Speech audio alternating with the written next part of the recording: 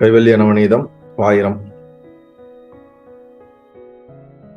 பொன்னிலம் மாதர் ஆசை பொருந்தினர் பொருந்தார் உள்ளம் தன்னில் அந்தரத்தில் ஜீவ சாட்சி மாத்திரமாய் நிற்கும் என் நிலங்களிலும் மிக்க எழுநிலம் அவற்றின் மேலாம் நன்னிலம் மருவும் ஏக நாயகன் பதங்கள் போற்றி ஈன்று அழித்து அளிக்கும் செய்கைக்கு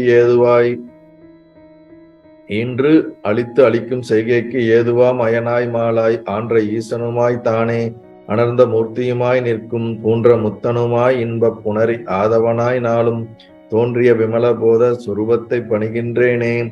எவருடைய அருளால் யானே எங்குமாம் பிரம்மம் என்பால் கவருடைய புவனம் எல்லாம் கற்பிதம் என்று அறிந்து சுவருடை வெளிபோல் யான் என் சொரூப சுபாவமானேன். அவருடைய பதும பாதம் அனுதினமும் பணிகின்றேனே. என்னுடைய மனது புத்தி இந்திய சரீரம் எல்லாம் என்னுடைய அறிவினாலே இரவி முன் இமமே ஆக்கி என்னுடைய நீயும் நானும் ஏகம் என்று ஐக்கியம் செய்ய என்னுடைய குருவாய் தோன்றும் ஈசனை இறைஞ்சினேனே. அந்தமும் நடுவும் இன்றி ஆதியுமின்றி வான் போல் சந்ததம் ஒளிரும் ஞான சத்குரு பாதம் போற்றி பந்தமும் வீடும் காட்ட பரந்த நூல் பார்க்க மாட்டா மந்தரும் உணரும் மாறு வத்து தத்துவம் சொல்லுவேனே.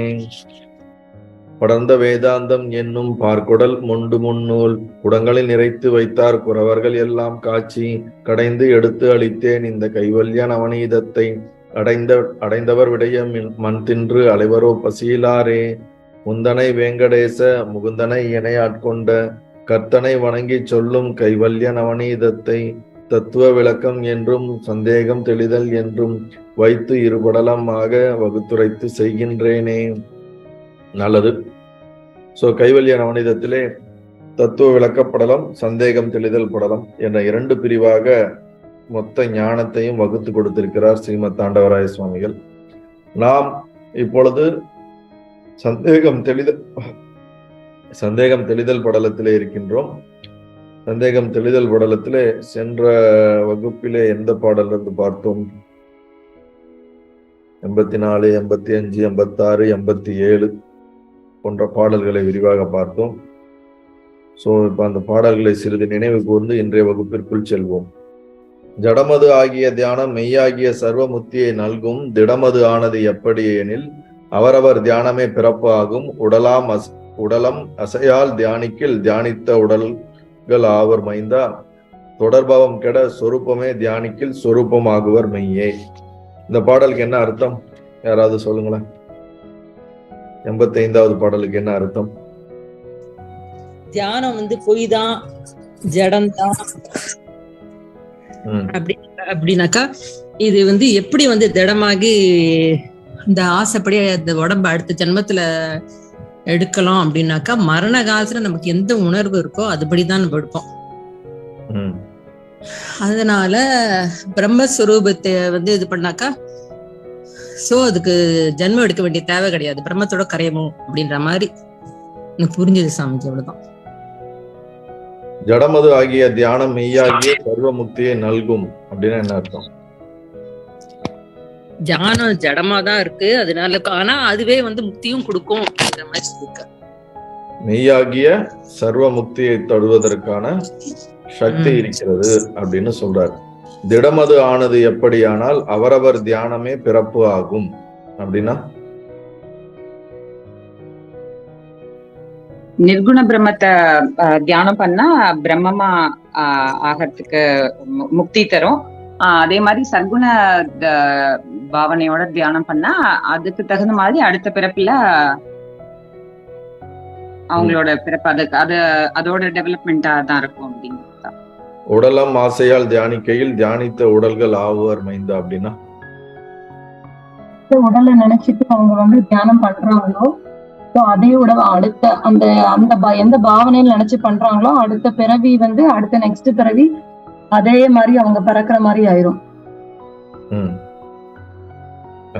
தியானிக்கிறதுன்னு மட்டும் இல்ல, அவங்க எந்த மாதிரியான வாழ்க்கையுடைய முக்கிய தன்மையாக அவர்கள் எது தான் யார் என்று தனக்கு எது தேவை என்று வாழ்கிறார்களோ அதை சார்ந்துதான் அதற்கு அடுத்த பிறவி இருக்கும். உடல் இறக்கும் பொழுது மரணம் வரும் பொழுது அந்த நேரத்தில் நமக்கு நாம் இறைவனை நினைத்தாலும் நாம் காலமாக எப்படி வாழ்ந்திருக்கிறோம், எதை நாம் வாழ்க்கையின் முக்கிய தன்மையாக எடுத்துக்கொண்டிருக்கோமோ அதை சார்ந்துதான் நமக்கு அடுத்தது வரும். எது வாழ்க்கையில நம்ம முழுமையா கொண்டு வைத்திருக்கிறோமோ அதுதான் அந்த நேரத்துல ரொம்ப தீர்க்கமா வாசனையா இருக்கும். நம்மளோட அடுத்த பிரியாரிட்டி என்னன்னு வரும்போது அந்த பிரியாரிட்டி லிஸ்ட்ல நம்ம எதை வாழ்க்கையை தியானம் பண்ணிருக்கோமோ அதுதான் வரும் அப்படிங்கிறது. தியானமே நம்ம பண்ணிட்டே இருந்தோம்னா, சோ நம்மளுக்கு எப்பவுமே அந்த நினைப்பிலே இருந்தோம்னா அடுத்த பிறவி இருக்கும்போது நம்மளுக்கு இது ஹெல்ப்ஃபுல்லா இருக்கும் அந்த பிறவி கடலை கடக்கிறதுக்கு. அதாவது பிரம்ம உபாசனை அப்படின்னா சர்க்குண பிரம்ம உபாசனை, நிர்குண பிரம்ம உபாசனைன்னு இருக்கு. இப்ப நிர்குண பிரம்ம உபாசனை சச்சிதானந்த பிரம்மம் தான் நான் அப்படின்னு சொல்லக்கூடிய இந்த அகங்கிரக உபாசனையை தொடர்ந்து செய்து கொண்டே வரும்பொழுது அது ஒரு இப்பதான் முடியும், இப்பதான் கிடைக்குங்கிறது சொல்ல முடியாது. அதை நம்ம அந்த உபாசனை ஒரு தியானமோ ஒரு பக்தியோ காலத்துக்கு நம்ம செய்து கொண்டே இருக்கணும். எப்ப அது பலன் கொடுக்குதோ அந்த பலன் முடிகிற வரைக்கும் நம்ம அந்த உபாசனை செய்து கொண்டே இருக்கணும்.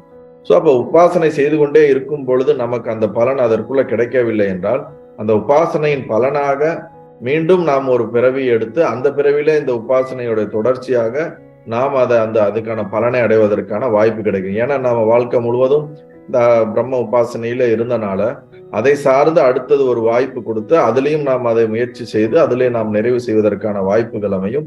ஸோ அந்த பிறவிலே நாம அடுத்த பிறவி என்பது கிருஷ்ணர் சொல்ற மாதிரி முன்பிறவியில நீ இறக்கும் தருவாயில் உன்னுடைய வாழ்க்கையினுடைய சாரமாக எதை வைத்திருக்கிறாயோ அதை தொடர்ந்துதான் அடுத்தது கிடைக்கும். ஸோ அதனால இங்க அவர் என்ன இதை மீன் பண்றாருன்னா, நீ பிரம்மத்தையே தியானம் பண்ணு, பிரம்மத்தையே நீ உபாசனை பண்ணிக்கிட்டே இருந்தேன்னா வாழ்க்கையை அதுதான் நோக்கமா குறிக்கோளா கொண்டு வாழ்க்கை முழுவதும் கொண்டு வந்தீங்கன்னா கண்டிப்பா அடுத்ததும் இதை சார்ந்து வரும் பொழுது அங்கே உனக்கு ஒரு தெளிவும் அல்லது மீண்டும் இதே தியானத்தை நீ கம்ப்ளீட் பண்ணி அதுக்கான பலன் கிடைக்கிறதுக்கும் அது இறுதியான அந்த ஞான தெளிவு ஏற்பட்டு ஜீவன் முக்தியான வாழ்ந்து விவேக முக்தி அடைவதற்கும் வாய்ப்பு இருக்கும். பிரம்மத்தை நீ உணர்வதற்கும் வாய்ப்பு இருக்கும்னு சொல்றாரு. சோ தொடர்பவம் கெட சொரூபமே தியானிக்கையில் சொரூபமாகுவர் மைந்தா அப்படின்னா என்னன்னா, தொடர்பவம் அப்படின்னா தொடர்ந்து கொண்டே இருக்கக்கூடிய நம்மளுடைய கர்மங்கள், நம்மளுடைய சஞ்சிதம், பல ஜென்மமாக கொண்டே இருக்கிறோம்ல, பயணம் பண்ணிக்கிட்டே இருக்கோம்ல, இந்த பயணமானது நம்ம சொரூபத்தை தியானிக்கும் பொழுது, சொரூபம்னா என்னது, அகங்கிரக பிரம்மா உபாசனை. அப்ப அந்த பிரம்மத்தை நம்ம தியானித்து கொண்டே இருக்கும்போது நம்ம அதனுடைய முதிர்ச்சியாக நமக்குள்ளே ஒரு தெளிவு ஏற்பட்டு ஞானம் ஏற்பட்டு நாம் பிரம்மத்தை உணர்வதற்கான ஒரு தன்மை நமக்குள்ள வரும். விருத்தி ஞானம் ஏற்படும். அந்த விருத்தி ஞானத்தினால நம்ம சொரூப ஞானத்தை புரிந்து கொள்வோம், உணர்வோம். அதனால நமக்கு அப்ப சொரூபம் ஆகுவர் மெய்யே அப்படின்னா அந்த தியானத்தின் முடிவுல நமக்கு ஞான தெளிவு ஏற்படும். அந்த ஞான தெளிவுனால நாம முக்தி நிலையை அடையும், சொரூபமாக கரைவோம் அப்படிங்கிறது நமக்கு எடுத்துரைத்திருந்தார். அதை தொடர்ந்து என்ன அடுத்த பாடல் வந்தது 86வது பாடல்ல, பிரம்மஸ்வரூப ரூபத்தை தியானித்த பேர்கள் பிரம்மம் ஆகுவர் என்றால் நரசரீரம் ஆம் குறவனே, விசாரம் ஏன் ஞானம் ஏன் என்னாதே, பரம பாவனை பரோட்சமாம் பின்பு அந்த பரோட்சமே அப்ரோட்சம் திற விசாரமாம் ஞானமாம் முக்தியாம் தீர்வை ஈது அறிவாயே. இந்த பாடலுக்கு என்ன அர்த்தம்? பிரம்மத்தை தியானிச்சாலே நம்ம பிரம்மமா ஆயிடலாம் அப்படின்னு சொல்லும் பொழுது எதுக்காக நம்ம விசாரம் பண்ணணும், அது என்ன விசாரம் பண்ணி எதுக்கு ஞானம் அடையணும் அப்படின்னு அந்த சீடன் கேட்கும் பொழுது, நம்ம பிரம்ம தியானம் பண்ணும்போது ஃபர்ஸ்ட் பரோட்சமா ஃபர்ஸ்ட் பண்ணும்பொழுது நமக்கு அதுல பரோட்ச ஞானம் வருது. அதுல அப்புறம் அந்த தியானத்துல டீப்பா போக போக ஒரு பாயிண்ட்ல நமக்கு விசாரம் ஏற்பட்டு நம்ம பிரம்மமா இருக்கோம் அப்படிங்கிற அந்த விருத்தி ஞானம் மூலமா நம்ம சொரூபமா நம்ம உணர்றோம் அப்படின்னு சொல்றாரு. முதல்ல நம்ம பல நேரங்கள்ல பல பேருக்கு பிரம்மம்னா என்னன்னு ஒரு அறிவு ரீதியா கூட தெரியாம, இப்ப நம்ம படிக்கிறோம் பிரம்மம்னு ஒண்ணு இருக்கு, மாயைன்னு ஒண்ணு இருக்கு, இதெல்லாம் பத்தி நம்ம படிக்கிறோம்.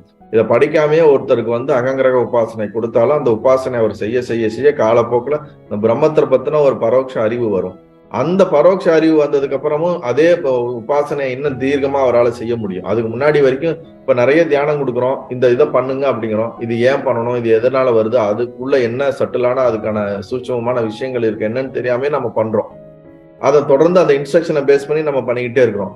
அந்த இன்ஸ்ட்ரக்ஷனை பேஸ் பண்ணி நம்ம பண்ணிக்கிட்டே இருக்கும்போது அது நமக்கு ஒரு லீடு கொண்டு போய் ஒரு இடத்துல ஒரு புரிதலையோ ஒரு விதமான அனுபவத்தையோ கொடுக்கும்போது அதுல இருந்து நம்ம சொல்லக்கூடிய விஷயங்கள் இன்னும் ஆழமாக புரியும் போது அது என்ன பண்ணுது, இன்னும் அடுத்த சரியான புரிதலுக்கு வழிநடத்தி எடுத்து செல்வது போல நம்ம இந்த அகங்கிரக உபாசனைன்னு பண்ணும் போதே, பரம பாவனைங்கிறது பரமத்தை பிரம்மத்தை பாவனை பண்ணும் போதே பரோட்சம் நல்ல தெளிவா அறிவு ரீதியா லாஜிக்கலாக இந்த ஜீவ புத்திக்கு விளங்கும். அதுக்கப்புறம் அந்த விளங்கின அந்த அறிவு தெளிவானதுல இருந்து திருப்பி அதே உபாசனையை தீர்க்கமா பண்ண பண்ண பண்ண அதனோட முடிவா போய் நமக்கு அந்த அபரோக்ஷ ஞானம் விளங்கும். அபரோக்ஷ ஞானம்ங்கிறது அந்த தியானம் மெய்ப்படும் பொழுதே ஏகாகிரக மனம் ஆயிடும். மனமானது ஒரு விதமான அமைதி நிலை, ஒரு நிலைப்பட்டு ஏகாகிரகம் ஆயிடும். அந்த ஏகாகிரகமான அந்த மனதினால அங்க விசாரம் என்பது ரொம்ப உத்தம அதிகாரி ஆயிடுவான் அவன். அப்படி உத்தம அதிகாரி ஆகும்போது அந்த இடத்துல ஒரு ஸ்பார்க் மாதிரி அவனுக்குள்ள ஒரு ஞான தெளிவு, ஒரு புரிதல் வந்துடும். இந்த விசாரம், இந்த அடிப்படை அறிவு அவனுக்கு பரோட்சமா முன்னாடியே இருக்குது. என்னன்னா பிரம்மம், தியானம், பிரம்மம்னா என்ன, மற்றதை பத்தி அறிவு இருக்கு. ஆனா அது அனுபவமாகவோ புரிதலோ மாறல. அப்ப அந்த அறிவுல இருந்து அவன் தியானத்தை டீப்பா பண்ணும் பொழுது ஒரு இடத்துல ஏற்கனவே பெறப்பட்ட அறிவோடைய புரிதல் அவனுக்கு நடக்க ஆரம்பிக்குது. அததான் இங்க சொல்றாரு. பரோட்சமான பின்பு அந்த பரோட்சமே அப்ரோக்ஷமாகும். அந்த இறுதியில திட விசாரம்னா என்னது, திடமான விசாரம் அந்த இடத்துல நடக்குது. இப்ப நீங்க விசாரம் பண்ணிக்கிட்டே போய் அந்த புள்ளிக்கும் போலாம். நீங்க இத அறிவு ரீதியா இப்ப லாஜிக்கா புரிஞ்சதுக்கு அப்புறம் ஆழ்ந்து தியானம் பண்ண பண்ண பண்ண பண்ண கூட ஒரு குறிப்பிட்ட காலத்துக்கு அப்புறம் நேச்சுரலாவே நமக்குள்ள விசாரம் நடக்கும். விசாரம்ங்கிறது தனியா நம்ம முயற்சி பண்றது எல்லாமே அந்த தியானத்தை நம்ம செய்யவே நமக்குள்ள இது என்ன, அது என்ன, இதை பத்தி நமக்குள்ள ஒரு கான்டம்ப்ளேஷன் நடந்துகிட்டே இருக்கும். அந்த கான்டம்ப்ளேஷன் நம்மள லீடு கொண்டு போய் அந்த உண்மைகிட்ட கொண்டு போய் விட்டுடும் அப்படிங்கிறாரு. விசார தெளிவினால் உண்டாவதால் அப்ரோக்ஷம், விசார தெளிவினால் உண்டாவதால் உண்மை ஞானம் மோட்சமும் ஆகும் என முடிந்த முடிவை அறிவாயாக. இதுதான் தீர்வு, இதுதான் ஞானம் அப்படின்னு முக்தின்னு சொல்லி முடிக்கிறார். 87வது பாடல் என்ன? வீடு அதுவாம் பரிபூர்ண சொரூபத்தில் விருத்தி ஞானம் கூடி சேடமாகினால் அகண்டமாம் அனுபவ சித்தி எப்படி என்றால் சாடி நீர் மண்ணை பிரித்த தேற்றாம்படி தானும் மண்ணோடு மாயும் ஊடி ஞானமும் அறிவிலாமையை கெடுத்தது ஒக்க கெடும் தானே. இதுக்கு என்ன அர்த்தம்? விருத்தி ஞானம்ங்கிறது அந்த கரணத்துல ஏற்படுறது. அந்த கரணம்ங்கிறது அதுவே ஒரு பொய். சோ அதுல ஏற்படுற அந்த விருத்தி ஞானம் அந்த அப்சல்யூட் அந்த சொரூப ஞானத்தை எப்படி உணர்றதுக்கு காரணமா இருக்க முடியும் அப்படின்னு கேட்கும் பொழுது, இந்த தேத்தாம்பொடி அந்த அழுக்கு தண்ணியில போட்டா அது இந்த அழுக்கெல்லாம் கீழே போய் செட்டில் ஆகி இதுவும் அந்த பொடியும் அழிஞ்சு போகும். அதே மாதிரி இந்த விருத்தி ஞானம் இந்த மத்த அஞ்ஞானத்துக்கு காரணமா இருக்கிற மத்த விருத்திகள் எல்லாம் அழிச்சு அதுவும் கடைசியில விதேகம் முத்தியும் போது அதுவும் அழிஞ்சு போயிடும். அது சொரூப ஞானமா ஃபைனலா நம்ம சொரூபத்தோட நிலைச்சிருப்போம். அப்படி வேற பதில்கள்?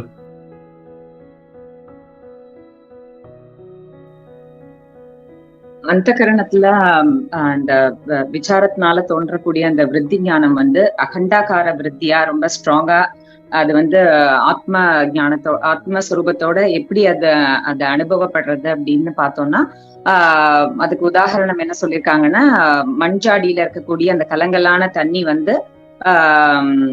தண்ணிய அந்த கலங்கத்தை சரி பண்றதுக்காக நம்ம தேற்றாம்பொடி இல்லைன்னா தேற்றாங்கொட்டைன்னு ஒண்ணு சேர்ப்போம். சோ அந்த தேற்றாங்கொட்டை என்ன பண்ணோம்னா அந்த தண்ணியில இருக்கக்கூடிய அந்த கலங்கள் எல்லாம் அடியில சேர்த்துரும். மேல இருக்க தண்ணி ரொம்ப கிளாரிஃபைடா இருக்கும். சோ அதோட அது கடைசியா என்ன ஆகும், அந்த கலங்களோட சேர்த்து தானும் அடியில போய் செட்டில் ஆயிடும்.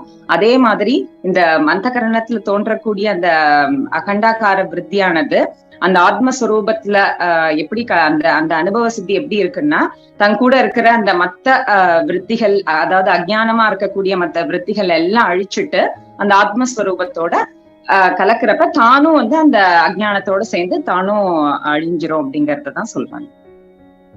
அதாவது இந்த விருத்தி ஞானம்ங்கிறது ஒரு அப்ரோக்ஷமான புரிதல், ஞானம் அடைதல் அப்படின்னு வைத்துக் கொள்வோம். அப்ப அடையும் போது நமக்குள்ள இருக்கக்கூடிய அஞ்ஞானமானது மறைந்து விடுகிறது. நான் இதுவரை ஜீவனாக, நான் ஒரு உடலாக, நான் ஒரு மனிதனாக என்னை நான் அறிந்து கொண்டது நான் என்பது பிரம்மமாக என்னை நான் உணர்கிறேன் அப்படிங்கிற அந்த நிலைக்கு வரும்போது அது விருத்தி ஞானம் என்று சொல்றோம். விருத்தி ஞானமா இருந்தாலும் அது அந்த கரணத்துல நடக்குது. இந்த விருத்தி ஞானம் என்ன பண்ணுது, சஞ்சித கர்மத்தையும் ஆகாமிய கர்மத்தையும் ஞான தீபம், ஞான பிரகாசத்துல அது அழிந்து விடுகிறது. அது அழிந்தாலும் இந்த பிராரத்த கர்மம்னு ஒண்ணு இருக்குது. சோ இந்த பிராரத்த கர்மம் இந்த விருத்தி ஞானம் இருக்கிறதுனாலயே என்ன ஆகுது, அது அப்படியே நலிவடைந்து அதற்கான நேரம் முடியும் பொழுது இந்த பாடியும் சரி அதனுடைய மொத்த கர்மமும் சேர்ந்து கரையும் பொழுது இந்த விருத்தி ஞானம் தொடர்ந்து இருந்து கொண்டே இருப்பதினால்தான் மற்றது அனைத்தும் அது என்னது கரைந்து கொண்டே போகிறது. அதுதான் இங்க முக்கியம்.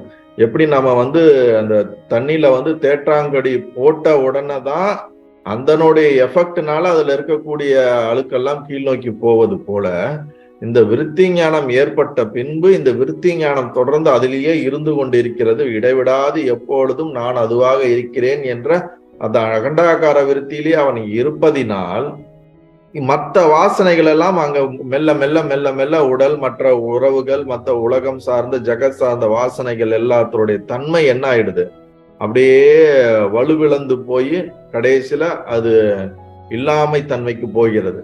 இல்லாமை தன்மைக்கு போனதுக்கு அப்புறம் இதற்கும் அந்த விருத்தி ஞானத்துக்கும் அங்க ஒரு இருப்பதற்கான ஒரு நிலையற்ற தன்மை ஆவதனால அதனோடு சேர்ந்து இதுவும் விழுந்து விடுகிறது.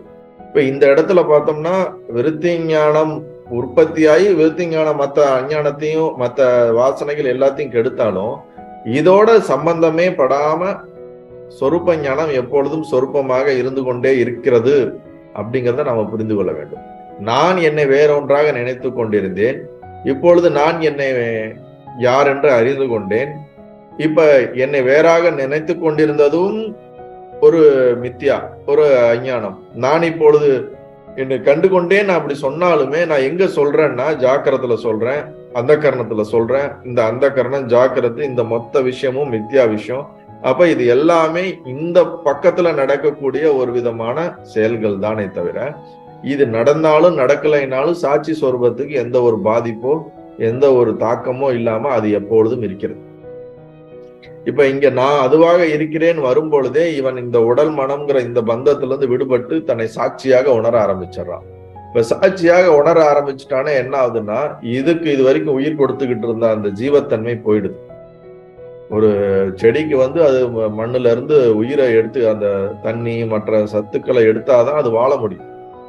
அப்ப அந்த எடுக்கிறதுக்கான அந்த மெயின் ஃபீடிங்கே இல்லை அப்படின்னா அது மெல்ல மெல்ல மெல்ல மெல்ல என்ன ஆயிடும், காஞ்சி அது கருகி போவது போல நான் இந்த உடல், நான் இந்த ஜீவன் என்ற இந்த பற்றுதல் தான் நம்மளுடைய வாசனைகளை மீண்டும் மீண்டும் நம்ம கர்மங்களை உயிர்ப்பித்து கொண்டே இருக்கிறதே தவிர எப்பொழுது அது நான் சாட்சி அப்படிங்கிற அந்த அகண்டாகரத்துக்கு வந்த உடனேயே இதற்கான வலு இழந்து கொண்டு இது இல்லாமையை நோக்கி கீழ் நோக்கி சென்று கொண்டே ஒரு நேரத்தில் மறைந்து விடுகிறது. அதோடு இந்த பிணம் தடி சுடு போல அதுவும் மறைந்து விடுகிறது. இதுதான் இந்த பாடலோடைய அர்த்தம். நம்ம இப்ப அதுக்கு அடுத்த பாடலை பார்ப்போம். பாடல் 88. இந்த நிச்சயம் முத்த அருள் அனுபவம் இருப்பது எப்படி என்றால் சிந்தையற்ற பூமண்டல ராசனும் சிசுவும் போல் சுகமாவர், வந்த முக்திகள் மறந்துபோம் உண்டு என்று பலர் சொல்லி நகையாவர், அந்தரத்தை உண்டு உமிழ்ந்தது ஒரு கொசு என்னும் அவர்களே நகையாரே. இந்த முதல் லைனை இந்த நிச்சயம்னு வச்சுக்கணும். நிச்சயம் முத்த அருள்னா எனது முக்தன் அர்த்தம். முக்தனுடைய அனுபவம், அந்த முக்தி அடைந்த அந்த ஞானியோடைய அனுபவம் அப்படிங்கிறது இங்க வருது.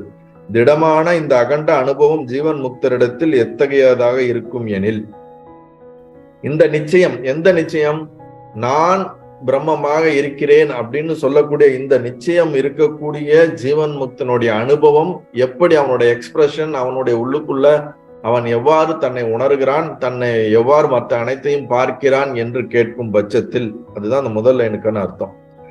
இருப்பது எப்படி என்றால் சிந்தையற்ற பூமண்டல ராஜனும் சிசுவும் போல் சுகமாவர். பூமண்டல ராஜன்னா என்ன அர்த்தம்னா ஒரு ராஜா தனக்கு பல ஆயிரக்கணக்கான ஒரு பெரிய நிலப்பரப்பை ஆண்டு கொண்டிருக்கிற ராஜாவுக்கு தனக்கு பகைவனும் இல்லை என்றால் தன்னுடைய நாட்டிலே இருக்கக்கூடிய மக்கள் அனைவரும் நல்ல ஒரு நிலையிலே வாழ்ந்து கொண்டிருக்கிறார்கள். இயற்கையினால் எந்த தொந்தரவும் கிடையாது, பகைவர்களால் எந்த தொந்தரவும் கிடையாது, எல்லா வளர்ச்சிகளும் இருக்கிறது, மக்கள் நிம்மதியாக வாழ்கிறார்கள், தனக்கு தேவையானது எல்லாம் இருக்கிறது. இப்படி அப்படி இருக்கக்கூடிய ஒரு ராஜனுக்கு எந்த ஒரு குறையும் இல்லாமல் எப்பொழுதும் என்னவாக இருப்பான், ஒரு சுகபோகியாக ஆனந்தமாக எப்பொழுதும் இருப்பான். மற்ற எந்த ஒரு பிரச்சனையும் இல்லாட்டினா ராஜாவுக்கு எப்பொழுதும் என்னது, சிந்தையற்ற சுகமாக இருப்பதுதான் நீங்க சொல்றாரு. சிந்தையற்ற பூமண்டல ராஜன் அவன் எப்பொழுதும் வந்து இந்த அவங்க சபையில வந்து அவன் கேலி கூத்துக்கள், அவனுக்கு எது பிடிக்குமோ அதை பாட்டுக்கு பண்ணிக்கிட்டு அவனுக்கு பாட்டுக்கு டைம் என்ன பண்ணிக்கிட்டு இருப்பான், ஸ்பெண்ட் பண்ணிக்கிட்டு தான் இருப்பானே தவிர எதை நினைத்தும் வருத்தப்பட்டோ துக்கப்படுவதற்கான அவனுக்கு வாய்ப்புகள் இல்லை என்பதைத்தான் அங்க நம்ம மெயினா குறிப்பிடுறாரு. அதுவும் சிசுவும் போல் அப்படிங்கிறாருன்னா ஒரு சிறு குழந்தை, ஒரு பிறந்த குழந்தை ஒரு 2 வயது வரைக்கும் பாத்தீங்கன்னா அத வந்து ஒரு பெரிய அதுக்கு துக்கமோ ஒரு பெரிய வருத்தமோ, அல்ல நான் ஏன் கருப்பா பிறந்திருக்கேன், நான் ஏன் சிவப்பா பிறந்திருக்கேன், நான் கருப்பா சிவப்பா, நான் ஆணா பெண்ணா, எதுவுமே தெரியாது. ஒரு குழந்தைக்கு வந்து ஈகோவே இருக்காது, அந்த புத்தி வந்து திடமா வளர்ந்திருக்காது. அதனாலதான் அந்த குழந்தை, எல்லா குழந்தைகளை பார்த்தாலும் அந்த குழந்தைகள் முகம் பார்த்தோம்னா நமக்கு ரொம்ப அழகா தெரியும்.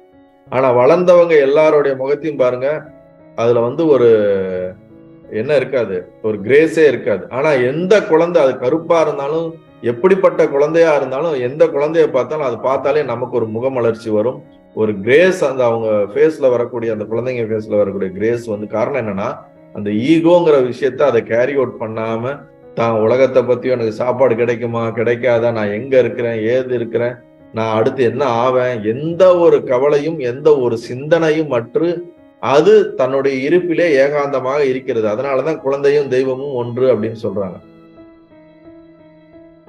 அது வளர வளர அதனுடைய புத்தி வளர வளர அந்த நான்ற எண்ணம் திடமாகிறது. ஆனா ஆரம்பத்துல அதுக்கு எந்த ஒரு எண்ணமும் இல்லாம ஏகாந்தமா இறைவனுடைய கிரேஸ்ல அந்த குழந்தை வந்து, குழந்தை பீரியட் தான் அது எக்ஸ்ட்ரீம் ஹாப்பினஸ்ல இருக்கக்கூடிய பீரியட். ஸோ அததான் இங்க சொல்றாரு, அது போல இந்த ஞானிகள் இருப்பார்கள். அவங்களுக்கு வந்து எப்பொழுதும் ஒரு குழந்தை தன்மையாகவும், எப்பொழுதும் எந்த ஒரு பயமும் அற்ற தன்மையிலும் துக்கமும் அற்ற தன்மையிலும் அவர்கள் வாழ்வார்கள். ஒரு ராஜாவை பொறுத்தவரைக்கும் எல்லாம் இருக்கு, இதுக்கு மேல அடையறதுக்குன்னு ஒண்ணு கிடையாது, இதுக்கு மேல நான் இதை செஞ்சாகணுங்கிறது ஒன்று கிடையாது. அவனுக்கு வந்து அனைத்தும் அமைந்து இருக்குது அவனுக்கு.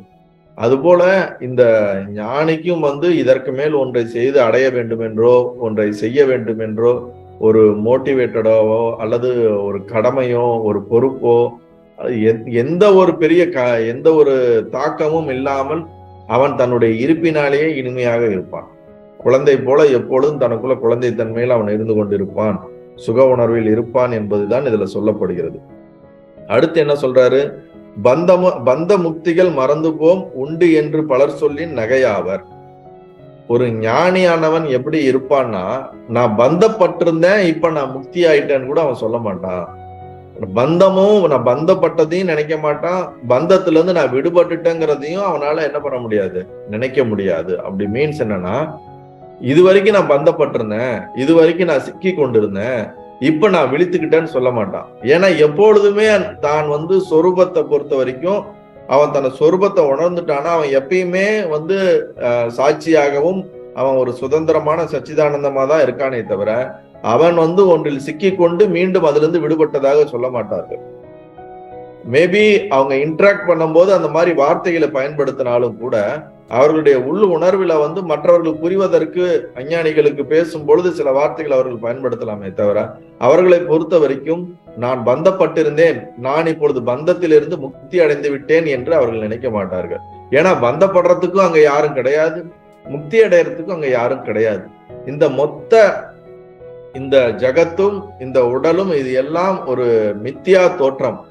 இப்போ கண்ணுக்கு தெரியுது, ஒரு தோற்றம் மாத்திரமாக இருக்கிறது, இது எதுவும் நிஜமல்ல அப்படிங்கறது வந்து ரொம்ப தெளிவா தீர்க்கமா தெரிஞ்சதுனால இது சத்தியமா இருந்தாதான் நான் பந்தப்பட்டேன், இப்ப நான் முக்தி அடையணுங்கிற ஒரு இது வரும்.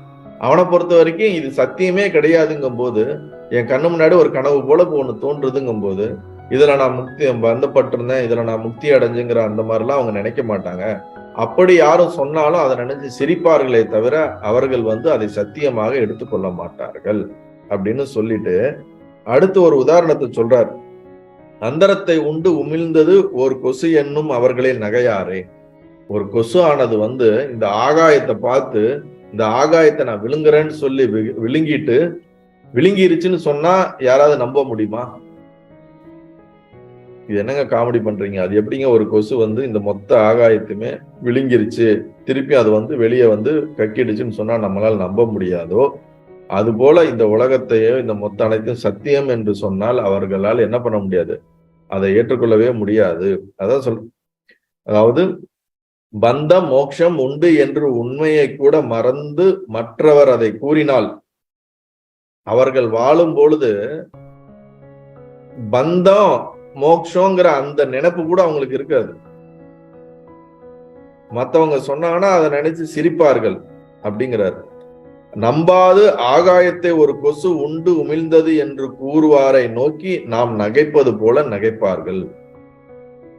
ஒரு சில பேர் அஞ்ஞானிகள் இல்ல நம்ம பந்தப்பட்டிருக்கோம், நம்ம எல்லாம் என்ன பண்ணணும், லிபரேட் ஆகணும், நம்ம முயற்சி பண்ணணும் அப்படின்னு சொன்னா கூட அவங்க மனசுக்குள்ள சிரிச்சுக்குவாங்க. ஏடா நீ பந்தமும் பல்லடா, நீ முக்தியும் அடையறதுக்கு இல்லடா, நீ ஆல்வேஸ் முக்த சொரூபம் தாண்டா அப்படின்னா முன்னாடி இருக்கவனுக்கு சொன்னா புரியுமா? கண்டிப்பா புரியாது. இப்ப அவனுக்கு ஏற்ற லாங்குவேஜுக்கு நம்ம கன்வெர்ட் பண்ணி சொல்லும் பொழுது, ஆமாப்பா நீ பந்தப்பட்டிருக்க, நீ அஞ்ஞானத்துல இருக்கிற, நீ இதுல இருந்து விடுபடணும், நீ ஞானம் அடையணும் இப்படி சொல்லும் போது ஆமான்னு அவனால எடுத்துக்க முடியும். ஆனா இவங்களுக்கு தெரியும் இவன் பந்தப்படவும் கிடையாது, இவன் இதுல இருந்து இவன் ஆல்வேஸ் மோட்ச சொரூபத்துலதான் அவன் இருக்கிறான். ஆனா உள்ளுக்குள்ள அவர்கள் இவர்களுடைய அறியாமையோ இந்த தன்மையை நினைத்து அவர்கள் நகைப்பார்கள் அப்படின்னு தான் இங்க சொல்றாரு. திடமான இந்த அனுபவம், அகண்ட அனுபவம் ஜீவன் முக்திரிடத்தில் எத்தகையதாக இருக்கும் எனில், தன் நாட்டில் குறையேதும் இல்லை என்பதால் கவலையற்ற சக்கரவர்த்தி போலவும் மற்றும் சிறு குழந்தை போலவும் ஆனந்த வடிவமாய் இருப்பார். தமக்கும் அஞ்ஞானத்தால் பந்தம் உண்டாகி இருந்தது, ஞானம் பெற்றதால் மோட்சம் கிடைத்தது என்பன போன்ற நினைவுகள் கூட இன்றி இருப்பார்கள். நான் ஒரு காலத்துல பந்தப்பட்டிருந்தேன், இப்ப நான் முக்தி அடைஞ்சிட்டேன் அப்படிங்கிற இந்த எண்ணம் கூட அவர்களுக்குள்ள ஸ்திரமா இல்லாம, அந்த நினைவுகளே இல்லாம இருப்பார்கள். பந்தம் மோட்சம் உண்டு என்று உண்மையை கூட மறந்து மற்றவர் அதை கூறினால் நம்பாது ஆகாயத்தை ஒரு கொசு உண்டு உமிழ்ந்தது என்று கூறுவாரை நோக்கி நாம் நகைப்பது போலவே நகைப்பார்கள். அதனாலதான் பல ஞான புருஷர்களுக்கு முன்னாடி யாராவது அவங்களுடைய பிரச்சனைகள், துக்கம் இதெல்லாம் சொல்லும் பொழுது நம்ம நிறைய புராணத்துல நிறைய ஹிஸ்டரியில படிக்கும்போது அவங்க இதுல ஒண்ணுமே இல்லடா, இது ஏன்டா இவ்வளவு கஷ்டமா நீங்க நினைச்சுக்கிறீங்க, இது எல்லாமே ஒரு மித்தியான்னு தெரியாம இவ்வளவு கஷ்டப்படுறீங்களே அப்படின்னு தான் அவங்க யோசிப்பாங்களே தவிர, உங்களுடைய கஷ்டங்கள் உண்மையான கஷ்டமா பார்த்தா அது கஷ்டம் கிடையாது. ஞானம் இல்லாததுனால அது கஷ்டமா தெரியுது. ஞானம் அது எதுவுமே கஷ்டமா இருக்காது, துக்கமா இருக்காது. ஆனா அதை சொல்லியும் புரிய வைக்க முடியாது. அப்ப அவர்களை நிலையை நினைத்து இவர்கள் என்ன பண்ணுவாங்க, மனசுக்குள்ளே சரி என்ன பண்றது, இது புரியாம இருக்கிறாங்க, அஞ்ஞானத்துல இருக்கிறாங்க, அதனால இப்படி இருக்கிறாங்க, ரைட்டு. அவங்க இல்ல இதெல்லாம் பந்தம்தான், இதெல்லாம் நிஜம்தான் அப்படின்னு சொன்னாங்கன்னா மனசுக்குள்ளே சிரித்துக் கொள்வார்கள். அதுக்குதான் உதாரணத்தை சொல்லிட்டாரு. அடுத்த பாடலுக்கு போலாம். 89வது பாடல். மலடி மைந்தனும் தானுவில் புருடனும் வான்மலர் முடிச்சூடி இலகு கந்தர்ப்ப நகரிலே சுத்திகை ரசதம் விலைபேசி கலகம் ஆய் முயல் கொம்பினால் குத்தியே களைத்து இருவரும் மாண்டார். அழகை ஆயினார் எனும் விவகாரத்தை அறிந்தவன் மயங்கானே. இது ஒரு அருமையான பாடல். மலடி மைந்தனும் தானுவில் புருடனும் வான்மலர் முடிசூடி இலகு கந்தர்ப்ப நகரிலே சுத்திகை ரசதம் விலைபேசி கலகமாய் முயல் கொம்பினால் குத்தியே களைத்து இருவரும் மாண்டார். ஆயினார் எனும் விவகாரத்தை அறிந்தவன் மயங்கானே. இது உதாரணத்துல சொல்லி அவர்கள் இந்த ஜீவன் முக்தர்களான அந்த மெய்ஞானிகள் இந்த உலகத்தையும் சரி மற்றதையும் சரி இந்த பொய்யான இந்த மித்தியாவை எவ்வாறு அவர்கள் இதை எப்படி பார்க்கிறார்கள் என்பதற்குத்தான் இந்த பாடல் ஒரு உதாரணம். மலடி மைந்தன் அப்படின்னா ஒரு பெண்ணுக்கு ஒரு குழந்தையை உற்பத்தி பண்ண முடியாத அளவுக்கு அவர்கள் உடலிலே சில இது இருக்கும் பொழுது அவர்களால் குழந்தை உற்பத்தி பண்ண முடியாது. ஆனால் அவர்களுக்கு ஒரு குழந்தை இருக்கும் என்று சொன்னால் யாராலும் நம்ப முடியுமா என்றால் கண்டிப்பா நம்ப முடியாது. அப்படி ஒரு பிராக்டிக்கலா வாய்ப்பே கிடையாது. அந்த மாதிரி சொல்றாரு. தானுவில் புருடனும் அப்படின்னா நம்ம ஒரு அரை இருட்டுல தூரத்துல ஒரு கம்பு இருந்துச்சுன்னா நமக்கு பார்த்தா ஒரு மனுஷன் நிக்கிற மாதிரி இருக்கும். இந்த உதாரணத்தெல்லாம் நம்ம தத்துவ விளக்க படலத்துல ஒரு பாடல்ல பார்த்திருப்போம். கண்டிப்பா இந்த எந்த பாடல் என்று எனக்கு ஞாபகம் இல்லை. ஆனா இது எல்லாமே நம்ம ஒரு பாடல்ல அவர் உதாரணம் சொல்லி இது பண்ணியிருப்பாரு. ஓகே, எனிவே இருக்கட்டும். சோ தானுவில் புருடனும் அப்படின்னா கம்பத்தை மனிதனாக பாவிப்பது.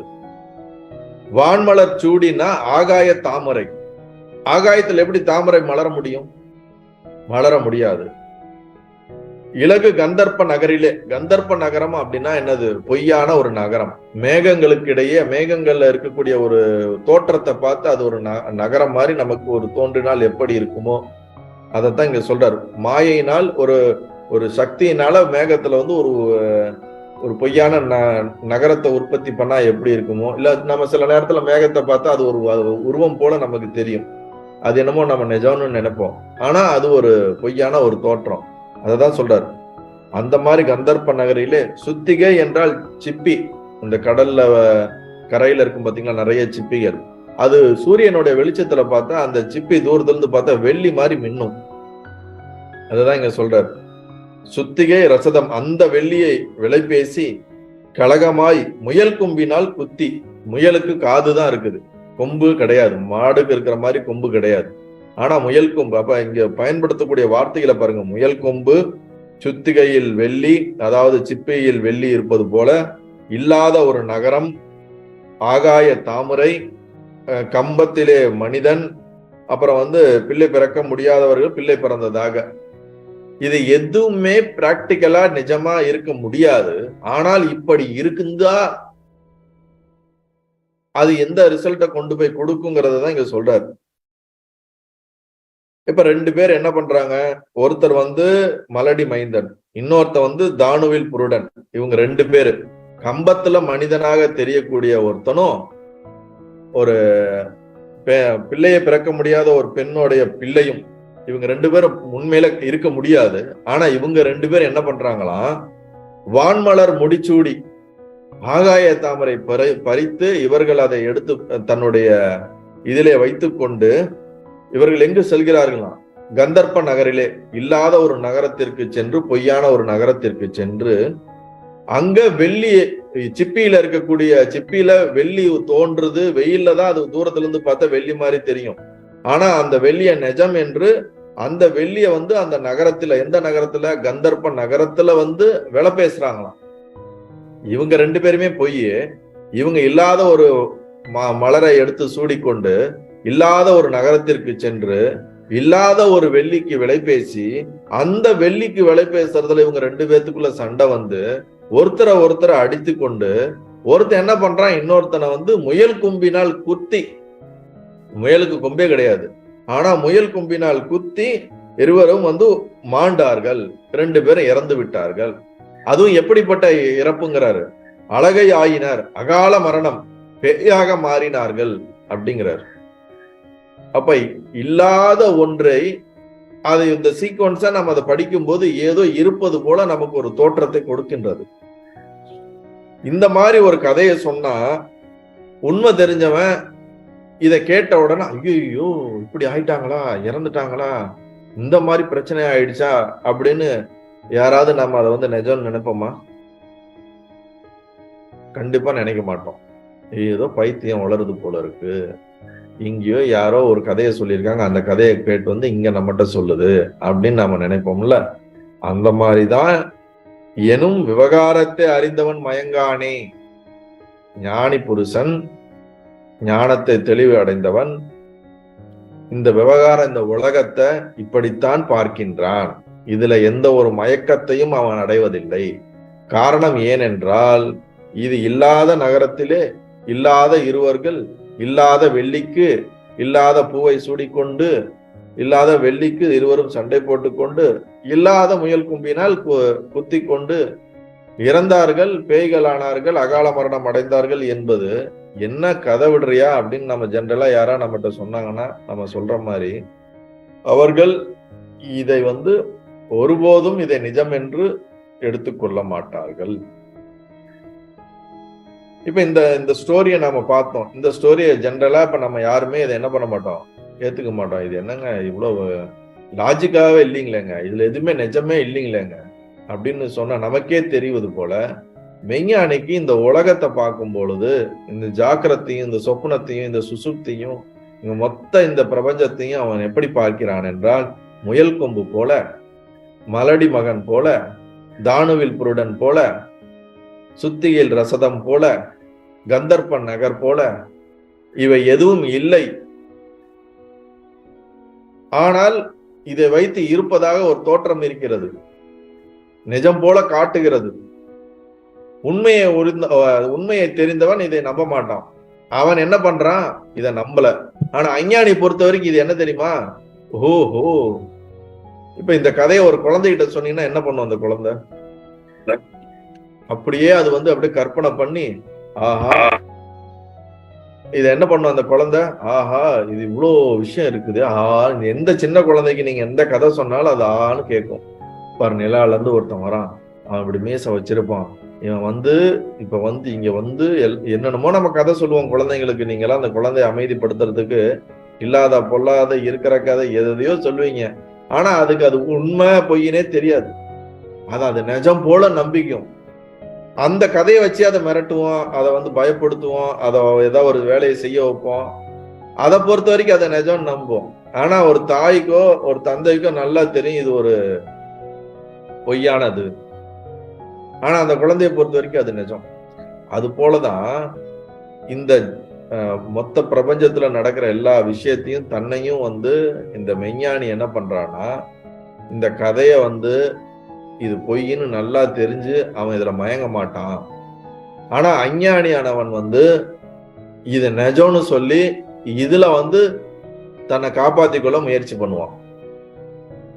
இப்ப இந்த 2 பேர் அடிச்சுட்டு இறந்தான்னு வச்சுங்களேன், இதுல ஒருத்தன் இதுல நான் உயிரோட நான் இருக்கணும், இல்ல நான் இதுல ஏதாவது சாதிக்கணும், இல்ல இதுல நான் கண்டிப்பா அந்த வெள்ளியை நான் விலை பேசி நான் வாங்கியே ஆகணும்னு சொன்னா எப்படி ஒரு அர்த்தம் இல்லையோ, ஒரு பொருள் இல்லையோ, அது போலதான் இதுக்கு என்ன இந்த கதைக்கு வேல்யூ இருக்கோ, சிம்பிளா சொல்ல போனா இதே அளவுக்கு நம்ம வாழ்ற இந்த வாழ்க்கையில எந்த ஒரு வேல்யூயும் கிடையாது.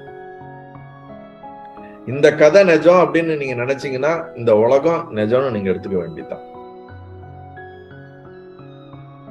மலடி ஈன்ற மகனும் மரக்கட்டையில் தோன்றிய கல்வனும் ஆகாய தாமரை பூவை தலையில் சூடிக்கொண்டு கந்தர்வ நகரம் சென்று அங்கு ஒரு கடையில் கிளிஞ்சல் வெள்ளியை வாங்குவதற்கு விலை பேசி அதனால் தமக்கு பிணக்கு உண்டாகி முயல் கொம்பினால் ஒருவரை ஒருவர் குத்தி கொண்டு களைத்து பின் இருவரும் மாண்டு போய் அகாலத்து இறந்தாமையால் பேயாக மாறி அலைகிறார்கள் என்னும் வழக்கினை கற்பனை என அறிந்து தெளிந்தவன் மயங்க மாட்டான். இதுதான் இந்த கடைசி வரிதான் ரொம்ப முக்கியம். இப்படி சொன்ன இந்த கதைய இது ஒரு கற்பனை தான், இது உண்மை இல்ல அப்படின்னு தெரிஞ்சவன் இதுக்குள்ள மயங்க மாட்டான். ஆனா இது உண்மைன்னு நினைச்சவன் ஐயோ இப்படி எல்லாம் ஆயிடுச்சா, இதுல இருந்து நம்ம எப்படி தப்பிக்கிறது, இந்த மாதிரி ஆயிடுச்சேன்னு அவன் மயங்கி அதுல துக்கப்படுவான், இல்ல சுகப்படுவான். அதான் இங்க சொல்றாரு. அதுபோல பிரம்மம் சத்தியம், பிரபஞ்சம் மித்தியை என்பதை அறிந்து தெளிந்தவன் பொய்யான உலகத்தில் மயங்க மாட்டான். அப்ப ஒரு மெஞ்ஞானி இந்த உலகத்துல நமக்கு பார்க்கும்போது இருந்தால் அவர்கள் இந்த உலகத்தை எப்படி பார்ப்பார்கள் என்றால் இந்த கதையில் எப்படி சொல்லப்பட்டிருக்கிறதோ அப்படித்தான் அவர்கள் அறிகிறார்கள், அவர்கள் பார்க்கிறார்கள். இதுல எந்த ஒரு உண்மைத்தன்மையும் இல்லை என்பதை தீர்க்கமாக உணர்ந்திருந்தால்தான் அவர்கள் தெளிவானவர்கள். புரியுதா? இந்த எக்ஸாம்பிள் உங்களுக்கு புரியுதா? இப்ப இல்லையே எனக்கு இது நிஜமா தெரியுது அப்படின்னா இந்த கதை நிஜமா இருப்பது போல நீங்க ஏற்றுக்கொண்டீர்கள் என்றால் இந்த உலகம் நிஜம். இப்ப நீங்க சொல்ல நினைக்கலாம், கரெக்டா அது தெளிவானவங்களுக்கு நாங்க இன்னும் தெளிவாகலையே, எங்களை பொறுத்த வரைக்கும் இந்த உலகம் நிஜமா தெரியுது, இல்ல நிறைய விஷயங்கள் நிஜமா தெரியுதுன்னா நாம என்ன புரிஞ்சுக்கணும்னா இந்த கதை ஒரு குழந்தைக்கு சொன்னா எப்படி உண்மைன்னு நம்புமோ அந்த மாதிரி நான் இந்த உலகத்தை இன்னமும் உண்மை நான் நம்புறேன். ஆனா ஒரு கட்டத்துல இது இந்த கதை மாதிரி ஒரு பொய்யான விஷயம்தாங்கிற அந்த நிலைக்கு நான் என்ன பண்ணணும், எவால்வ் ஆகணும். இன்னும் நான் எவால்வ் ஆகல. அதனால இவர் சொல்றாரு, சாஸ்திரம் சொல்லுது, பல ஞானி சொல்றாங்க, கேட்டுக்கிறேன், இப்படி எல்லாம் இருக்குதுன்னு நான் தெரிஞ்சுக்கிறேன். ஆனா பிராக்டிக்கலா என்னால அதை என்ன பண்ண முடியல, அக்செப்ட் பண்ணிக்க முடியல, அதன்படி என்னால வாழ முடியலன்னா என்ன அர்த்தம்? இந்த விஷயங்கள்ல இன்னும் உண்மைத்தன்மை நம்மளை ரொம்ப போட்டு பிடிச்சு இழுத்து வாட்டி எடுத்து கொண்டிருக்கிறது. அது ஒன்றும் அவ்வளோ எளிதாக நம்மை விட்டு போகணும்னு நம்ம சொல்ல முடியாது. ஏன்னா பல ஜென்மத்து பழக்கத்தாலே ஏற்கனவே ஒரு பாடல்ல பார்த்திருக்கோம். நம்மளுடைய பல ஜென்மமா வரக்கூடிய இந்த பந்தம், இந்த உடல், இந்த உலகம், இந்த ஜீவன், இந்த மொத்த தன்மையும் நிஜம் என்று வாழ்ந்து வாழ்ந்து அந்த வாசனையிலிருந்து கொஞ்சம் கொஞ்சமா இப்பதான் என்ன பண்ணிக்கிட்டு இருக்கோம், நாம அந்த பிடியிலிருந்து கொஞ்சம் கொஞ்சமா அதுல விடுவதற்கான முயற்சியை செய்ய ஆரம்பித்து, இந்த வகுப்பு, இந்த போன்ற விஷயங்களை கேட்பது, அதற்கான உபாசனைகள் செய்வது, அப்ப இப்பதான் கொஞ்சம் கொஞ்சமா அந்த பிடியை என்ன பண்றீங்க, லூஸ் டவுன் பண்றதுக்கான முயற்சி எடுத்திருக்கீங்க. அப்ப இதனுடைய முயற்சி என்னைக்கு முழுமையடையுதோ அன்னைக்கு கண்டிப்பா உங்களுக்கு தெரிய ஆரம்பிச்சிடும். ஓஹோ, இந்த கதை சொன்னது போல இவை அனைத்தும் மித்யா, இவை அனைத்தும் நிஜமல்ல. இப்ப இந்த இடத்துல நீங்க ஒண்ணு புரிஞ்சுக்க வேண்டியது என்னன்னா, எனக்கு இது கம்ப்ளீட்டா இது ஒரு மித்தியான்னு தோணல. ஆனால் பல ஞானிகள் சொல்கிறார்கள், எனக்கு முன்னே இருப்பவரும் சொல்லுகிறார்கள், சாஸ்திரமும் சொல்கிறது, அதனால் இதை நான் கேட்டுக்கொள்கிறேன், எடுத்துக்கொள்கிறேன். புரியுதா இல்லைங்களா? எனக்கு இன்னும் பிரத்யட்சமா ஆகல, எனக்கு இன்னும் அப்ரோக்ஷமா ஆகல. ஆனா இவங்கெல்லாம் சொல்றாங்கிறதுனால இந்த நான் பரோட்சமாக இந்த அறிவை எடுத்துக்கொண்டு ஒரு ஆங்கிள் இது எல்லாமே இப்படி பொய்யா கூட இருக்கலாம் அப்படிங்கிற ஒரு பாயிண்ட் ஆஃப் வியூல மட்டும் எடுத்து வச்சுக்கிட்டீங்கன்னா கூட அது உங்களை மெல்ல மெல்ல என்ன பண்ணும், அந்த ட்ரூத்தை நோக்கி எடுத்துட்டு போக முடியும். சரி, நல்லது. அடுத்த பாடலுக்கு போலாம். பாடல் 90. மாயை என்பது பொய்யெனில் அது பெற்ற வகையெல்லாம் பொய்யாமே, தாயை அன்றி மக்களுக்கு ஒரு பிறவியும் சாதியும் வேறு உண்டோ, சேய சொர்க்கமும் நரகமும் நன்மையும் தீமையும் பாராமல் தூய சத்து சித்து ஆனந்த பூரண சொரூபமாய் இருப்பாயாக.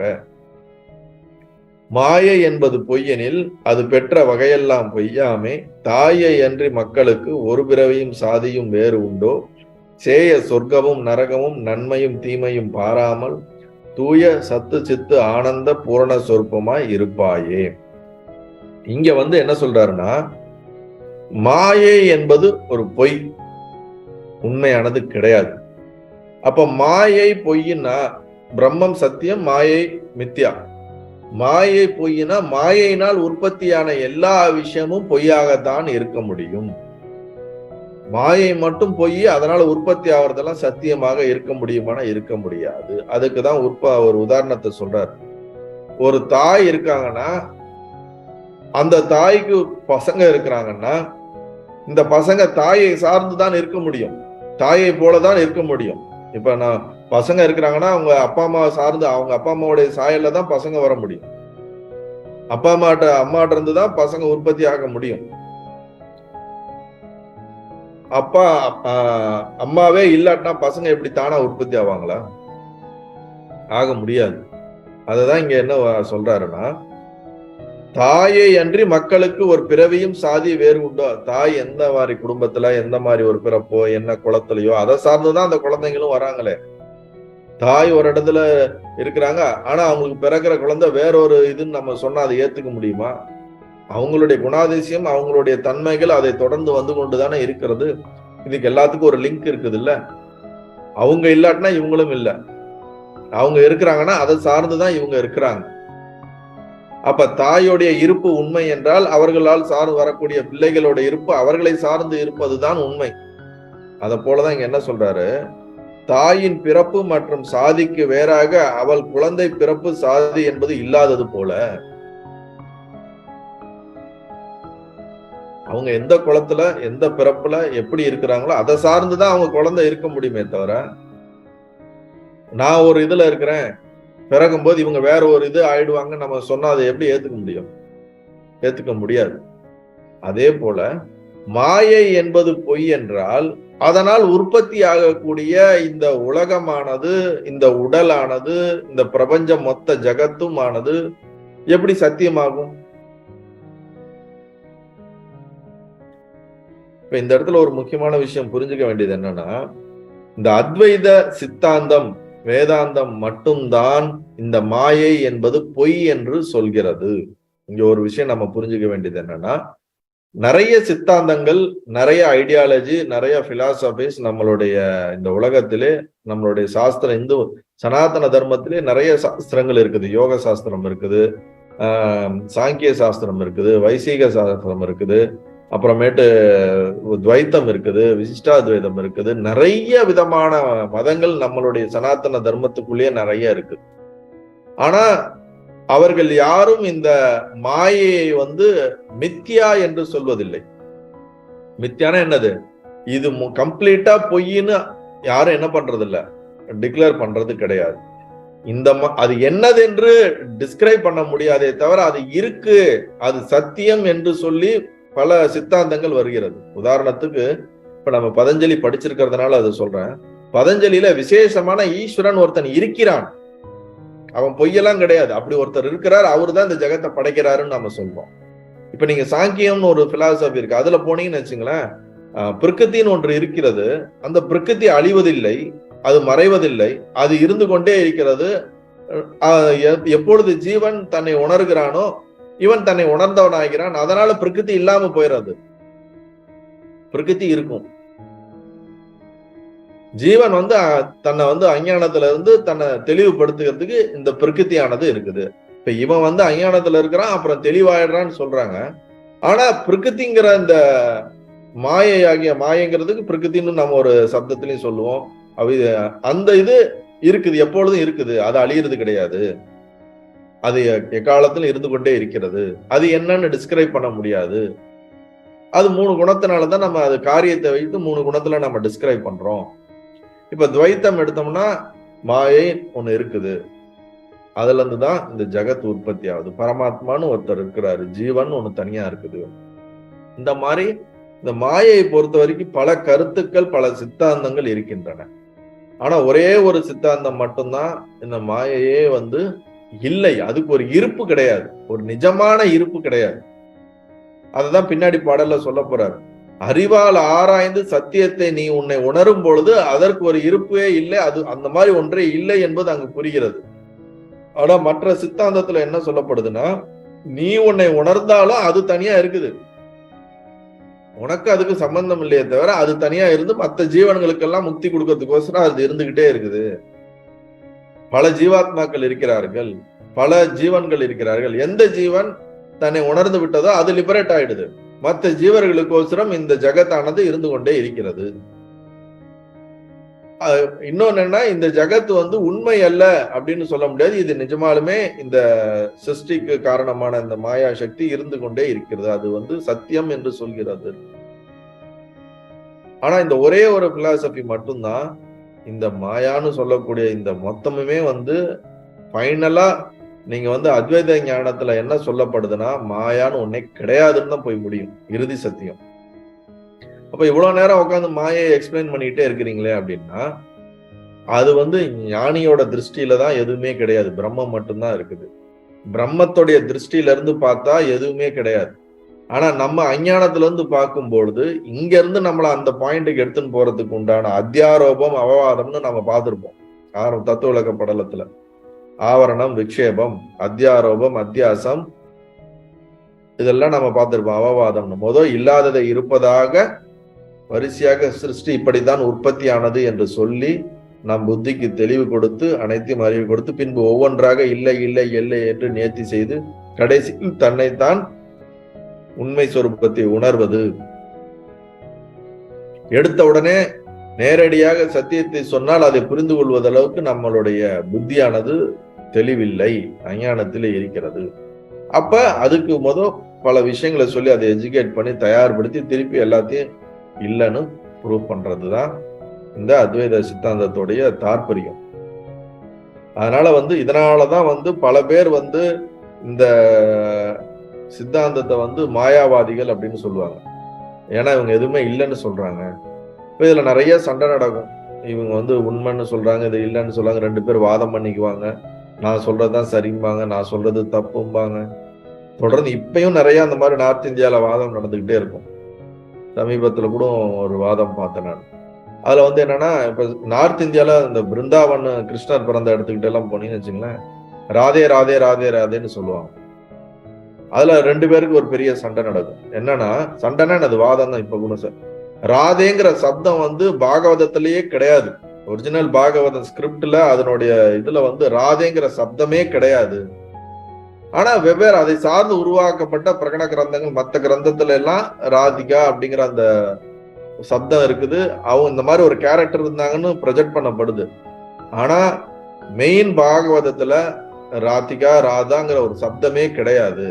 இல்லாத ஒரு சப்தத்தை ஏன் நீங்க உற்பத்தி பண்றீங்கன்னு அங்க வாதம் போயிட்டு இருக்கும், சண்டை நடக்கும்.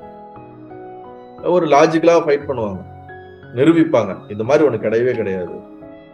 ஏன்னா இப்ப வந்து நார்த் இந்தியால பாத்தீங்கன்னா ஒரு பெரிய கம்யூனிட்டி டெவலப் ஆகி ராதே ராதே ராதே ராதேன்னு சொல்றது, ராதேன்னு சொன்னாலே நமக்கு வந்து மோட்சம் கிடைச்சிரும், நீங்க வெறும் ராதே ராதேன்னு சொல்லுங்கன்னு சொல்லி சேன் பண்ண சொல்லி அது ஒரு பெரிய குரூப் ஓடிக்கிட்டு இருக்கு. அப்ப என்ன ஆகுதுன்னா, இந்த சாஸ்திரப்படி இருக்கிறவங்க என்ன சண்டைக்கு வராங்கன்னா, எப்பா ஒரு மந்திரத்தை நீ சொல்ற, அந்த மந்திரம் வந்து சாஸ்திரப்படி அது ஆத்தன்டிகேட் பண்ணணும், எங்கேயாவது அது சொல்லப்பட்டிருக்கணும், இதுதான் அப்படின்னு சொல்லப்பட்டிருந்து நீ சொன்னாதான்ப்பா அதுக்கு பவர் இருக்கு. நீ பாட்டுக்கு நீ ஒரு இதை கிரியேட் பண்ணி நீயா சொல்லிக்க கூடாது. ஏன்னா சாஸ்திரத்துல இருக்கிறது அப்சல்யூட், அது வந்து கரெக்டா தான் சொல்லும், அதுல இருக்கிறத தான் நம்ம எடுத்துக்கணும், இல்லாததை புதுசா கிரியேட் பண்ணக்கூடாது. கிரியேட் பண்றேன்னா இது உன்னோடைய ஓன் ப்ரொடக்ஷன், நீ சொல்லிக்கோ, உன்னோட ஓன் கிரியேஷன் சொல்லிக்கோ, நீ கொண்டு வந்து அதை கொண்டு வந்து சாஸ்திரத்துல லிங்க் பண்ணாதன்னு இந்த மாதிரி நிறைய வந்து இந்த வித்வான்கள் சொல்லுவாங்க. இந்த சாஸ்திரத்துல வெவ்வேறு விதமான எல்லா சாஸ்திரத்திலையும் படிச்சு தெரிஞ்ச வித்வான்கள் வந்து பயங்கரமா அவங்களுக்குள்ள ஒரு லாஜிக்கலான ஃபைட் நடந்துகிட்டே இருக்கும். அததான் விவாதம்னு சொல்லுவோம். சமீபத்துல கூட சுவாமி நாராயணன் ஒரு டீம் இருக்காங்க, ஒரு பெரிய குரூப் இருக்குது குஜராத், அவங்க குஜராத் பேஸ் பண்ணி பெரிய ஒரு ஆசிரமம், பெரிய ஒரு டீம் இருக்கு. ஆனா அவங்களுடைய சித்தாந்தம் என்ன அப்படிங்கிறது ஒரு தெளிவா இல்லை. அவர்கள் வந்து சில நேரத்துல வந்து ஈஸ்வரன் அதுல எடுத்துக்கிறாங்க, சில நேரத்துல அனுமாரை எடுத்துக்கிறாங்க. இதெல்லாம் வச்சு ஒரு கலவையா ஒரு சித்தாந்தத்தை ரெடி பண்றாங்க. உடனே அதுக்கு இந்தாண்ட சாஸ்திரவாதி, சாஸ்திரம் சார்ந்து அத்வைதமோ மற்ற சாஸ்திரம் சார்ந்து இருக்கவங்க என்ன கேட்கறாங்கன்னா, நீங்க என்ன உங்களுக்கு மோட்சம்ங்கிறத நீங்க எதை சொல்ல வரீங்க, உங்க ஐடியாலஜி என்ன, எதுக்கு திடீர்னு ஈஸ்வரனை உள்ள கொண்டு வந்து நீங்க வச்சுக்கிட்டு அதை வச்சு ஏதோ ஒண்ணு எழுதுறீங்க, திடீர்னு அனுமாரை கொண்டு வந்து ஒரு சேவகன் அப்படின்னு சொல்லி உங்க ஐடியாலஜில அதை சேர்க்கிறீங்க. நீங்க இதெல்லாம் எடுக்கிறீங்கன்னா இதை ஒத்துக்கணும். இல்ல நீ உங்களுக்கு தனினா உங்களுக்கு ஒரு ஐடியாலஜி நீங்க ஃபார்ம் பண்ணி இதுதான் எங்களுதுன்னு சொல்லணும்.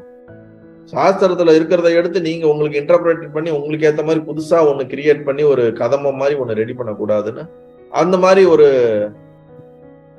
கண்டம் போயிட்டு இருக்குது. கண்டம்னா என்னது, அவங்கள வந்து இப்படி இருக்கக்கூடாதுன்னு சொல்றது, இந்த மாதிரி வாதங்கள் போய்கிட்டு இருக்கும். ஏன் அதை வந்து இது ஒரு ஹெல்த்தியான ஒரு டிஸ்கஷன் தான். ஏன்னா இல்லாட்டினா எல்லாரும் எதையோ எடுத்து அவர்களுக்கு ஏற்றாற் போல என்ன பண்ணிடுவாங்க, மாற்றிக்கொள்வார்கள். அந்த மாதிரி இருக்கக்கூடாது அப்படின்னு இது ஒரு ஹெல்த்தி டிஸ்கஷன். நார்த் இந்தியாவில் இந்த மாதிரி நிறைய நடக்கும். ஒருத்தர் இன்னொருத்தங்க ஏத்துக்க மாட்டாங்க, இன்னொருத்தங்க சொல்றது தப்புன்னு சொல்லுவாங்க. இப்ப இங்க எதுக்கு நாம வந்தோம்னா, மாயைங்கிற டிஸ்கஷனுக்கு வரும்போது இந்த இது எங்கெங்கயோ போயிடுச்சு. மாயை என்பது பொய்யெனில், இப்ப இந்த இடத்துலயே நமக்கு கொஸ்டின் வருது, மாயை என்பது பொய்யா, மாயை என்பது சத்தியமா? இந்த சிருஷ்டி சத்தியம்னா மாயை சத்தியம் என்று எடுத்துக்கொள்ளப்படுகிறது. எந்தெந்த பிலாசபிலாம் இந்த உற்பத்தியானது சத்தியம்னு சொல்லுதோ அப்ப மாயையும் சத்தியம்தான். எப்ப இந்த சிருஷ்டியானது இது பொய்ன்னு சொல்லப்படுதோ அப்ப மாயையும் பொய். எப்படி குழந்தையை போலதான் தாயை போலதான் குழந்தை, அவர்கள் எந்த குலமோ அந்த குலத்தை சார்ந்துதான் குழந்தைகள் இருக்க முடியுமோ போல, அது போல மாயையோடைய தன்மைதான் இந்த பிரபஞ்சமும். நீங்க இப்படி மாத்தி சொல்ல முடியாது, மாயை மித்தியா, அது பொய் தான், அதனால உற்பத்தியான இந்த உலகம் சத்தியம்னு நீங்க என்ன பண்ண முடியாது, சொல்ல முடியாது. அதான் இங்க சொல்றார், தாயின் பிறப்பு மற்றும் சாதிக்கு வேறாக அவர் குழந்தைகளுக்கு பிறப்பு சாதி என்பது இல்லாதது போல மாயை என்பது பொய்யானால் மாயையில் பிறந்த இந்த பிரபஞ்சம், ஈஸ்வரன், ஜீவன் யாவும் பொய்யே. இங்கதான் முக்கியமான விஷயம். ஒன்ஸ் மாயை பொய்ன்னு எஸ்டாப்ளிஷ் ஆயிடுச்சுன்னா, மாயை இல்லாட்டினா ஈஸ்வரனே கிடையாது, மாயை இல்லாட்டினா ஜீவனே கிடையாது.